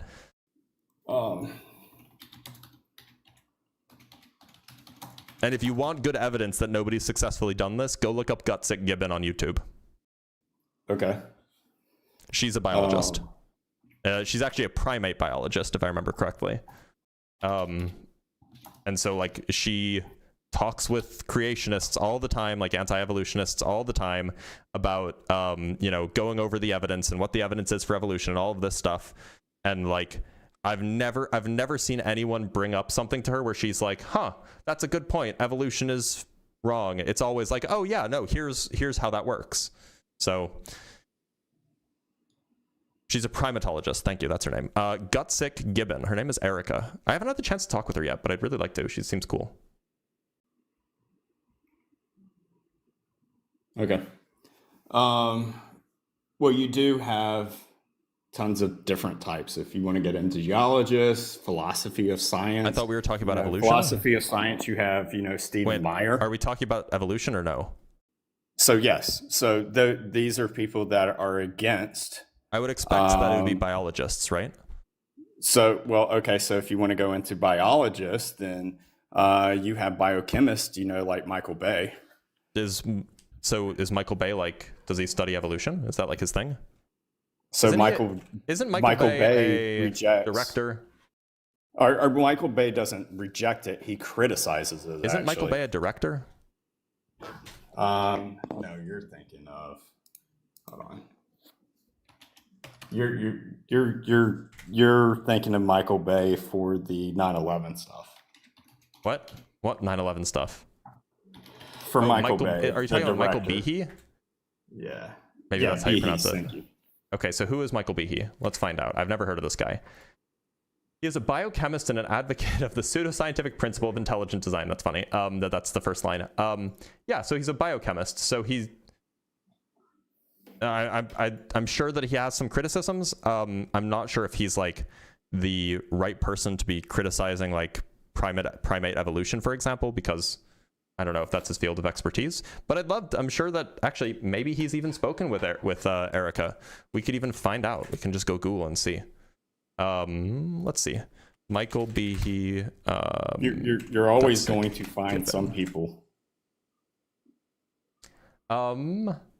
No, so I don't think that they've spoken. I actually don't know if Michael Behe does debates or anything like that. But anyway, the point is I've never really seen any particularly compelling evidence that evolution is false. I've actually seen a lot of compelling evidence that it is true, considering that we've seen like evolution happen in a laboratory. So I don't know, man. Like, if you want to talk about evolution, you could go talk to an evolutionary biologist, or you could talk to a primatologist or something like this. That would be a cool way to... What? I was getting into was that you're against, teaching 6,500-year-old of Earth. But, the truth of the matter is that's not actually taught in our schools at all. No, I know it's not taught, and I'm glad that it's not taught in our schools. There was a push for it in the early 2000s for it to be taught in our schools. Yeah, so now they lost. They teach, so now they don't. So, yeah, they teach evolution, which is like scientific, right? In fact, actually, Michael Behe was involved in testifying in these court cases involving teaching intelligent design in schools. And in fact, I guess his view criticizes it. His views were cited in the ruling that intelligent design is not science and is religious in nature. That's funny. I don't know every single thing of what someone says at some point in life and what they turn into. So the judge quoted him and then said, "See how unscientific this is," I guess. Okay. I just think that that's really funny. But look, all I'm saying is that like we should teach things that have scientific evidence for them. We shouldn't teach things that don't have scientific evidence for them. And I think that that's a good thing. I think that whether you're in church or in school, you shouldn't be teaching things that are blatantly false and disregard the vast majority of the scientific evidence. I think that that's bad. So see, that's where you get hung up with. Earlier you were saying, hey, when I talked about the big crunch, it's just wrong, we evolved, but it was consistent with the scientific evidence available at the time. That's the point. But so is sitting there talking about the date on Earth, so 6,500 years is not consistent with the data that we have now. Correct, with the data that we have now. Yeah, so we should teach stuff that's consistent with the data that we have. And are we not? Yeah, well, if a church is teaching you that it's 6,500 years old, then the church is not. Again, you were saying schools. I said schools and churches. So, okay, schools and churches. Well, schools, that's something that's totally different than a church. Well, look, I'm not going to say that churches can't. I'm not going to say that like a church, like we should legally force a church to not do this, because that would be super, super problematic. But I still think that it is like morally reprehensible to misrepresent facts and misrepresent scientific data to try to push like a Iron Age cosmology. I think that that's reprehensible whether it's in a church or in a school. Okay, so then you do believe that it shouldn't be taught in churches? Yeah, I just don't think that we should legislate it that way. We should just shame people. Okay. But look, War Deadpool, it was a delight. You were a great interlocutor, and I do appreciate you being here. But it is around noon, which means that I need to go make myself a sandwich because I'm hungry. Is that fair? All right. Yep. Have a blessed day, buddy. Thanks for being here, War Dead. He was pretty good faith, all things considered. I mean, like, there were some, some things, but generally, like, seemed like a chill guy. I don't know who he was. People are saying, like, oh, I know who he is, blah, blah, blah. So, like, maybe he's some guy that I've never heard of. But he didn't get into a yelling match, so. Anyway, y'all, I'm going to read some super chats and then we'll end the live. Oh, and I also, before I do that, let me read the cash apps and things like this because otherwise I will forget.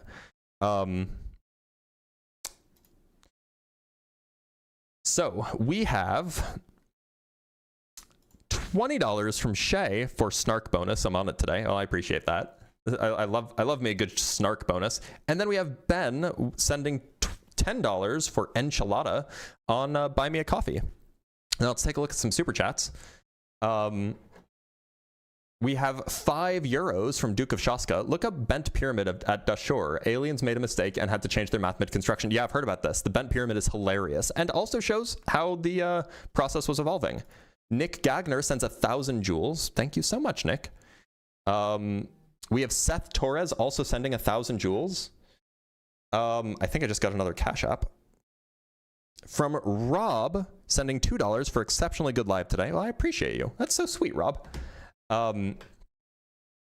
We have there's a bug, by the way, with the joules where it'll just like spam one person sending something 1,000 times, so it's hard to see if it's been done multiple times. So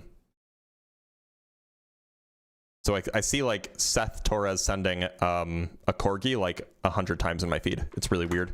From Wiz Nilly with the $5, I think we can safely dismiss the technical opinions of anyone who films their screen. Well, no. What else are you supposed to do? 600 joules from Soliloquies for the latte. Thank you. That will buy me a latte. Thanks a latte. See what I did there? We have $5 from Zachary Zastro. Blitz, a spin on the silverback gorilla question. 100 young Earth creationists versus one mass spectrometer. The young Earth creationists would just break it. It's easy. And then we have more of the thing being broken. Oh, that's the same question. We have 3,200 joules from Shadind Utux. Thank you for the fox, Shadind Utux. And then from Shithead's Tavern sends a corgi for 1,000 joules. I appreciate that. You guys are being so generous today. I appreciate you guys. Peace and Love sends 250. Shithead's Tavern sends another 1,000 joules. And are there any other super chats? I think that's everything. If I missed one, I apologize. I apologize profusely from the depth of my heart. I don't think I missed any though. So, just one more thing to shill for myself, because I should, and because, I deserve it. There is a set of notes that you guys should be familiar with. If you're not familiar with, I've been talking about them a lot lately because I've recently made them available. These are my notes. So these are notes that I use in my debate lives. Now, I don't really actively use them in a debate live, but it's the kind of thing where when you write something down, you're more likely to remember it. And so I have a series of notes on Young Earth. Young Earth needs to be developed a bit. I have a lot of notes on flat Earth stuff. I have a lot of notes on theism, just for, notes, resources, arguments, counter arguments, and so on. If you want access to it, you can. The only requirement is that you are either a Patreon patron at any level, or you are a member on either of the YouTube channels. So it's like $4 or $5 a month or something like this if you want access. And I do update it on the regular, so you're not getting nothing. I should also say, if you guys aren't watching the second YouTube channel, this is Dr. Blitz Debunks, you guys should be, because this is where all of the best debate bits can be found. They can be found there, posted once a day. Just a video that you can watch instead of having to listen through all of the different debates. You can go listen to the good ones there instead. So thank you guys so much for being here. I will be live tomorrow at around the same time for some Ask a Physicist. We're going to transition to being just a science day. That will be on Tuesdays and Wednesdays, and I'll see you guys for more debates on Thursday. Until then, everybody,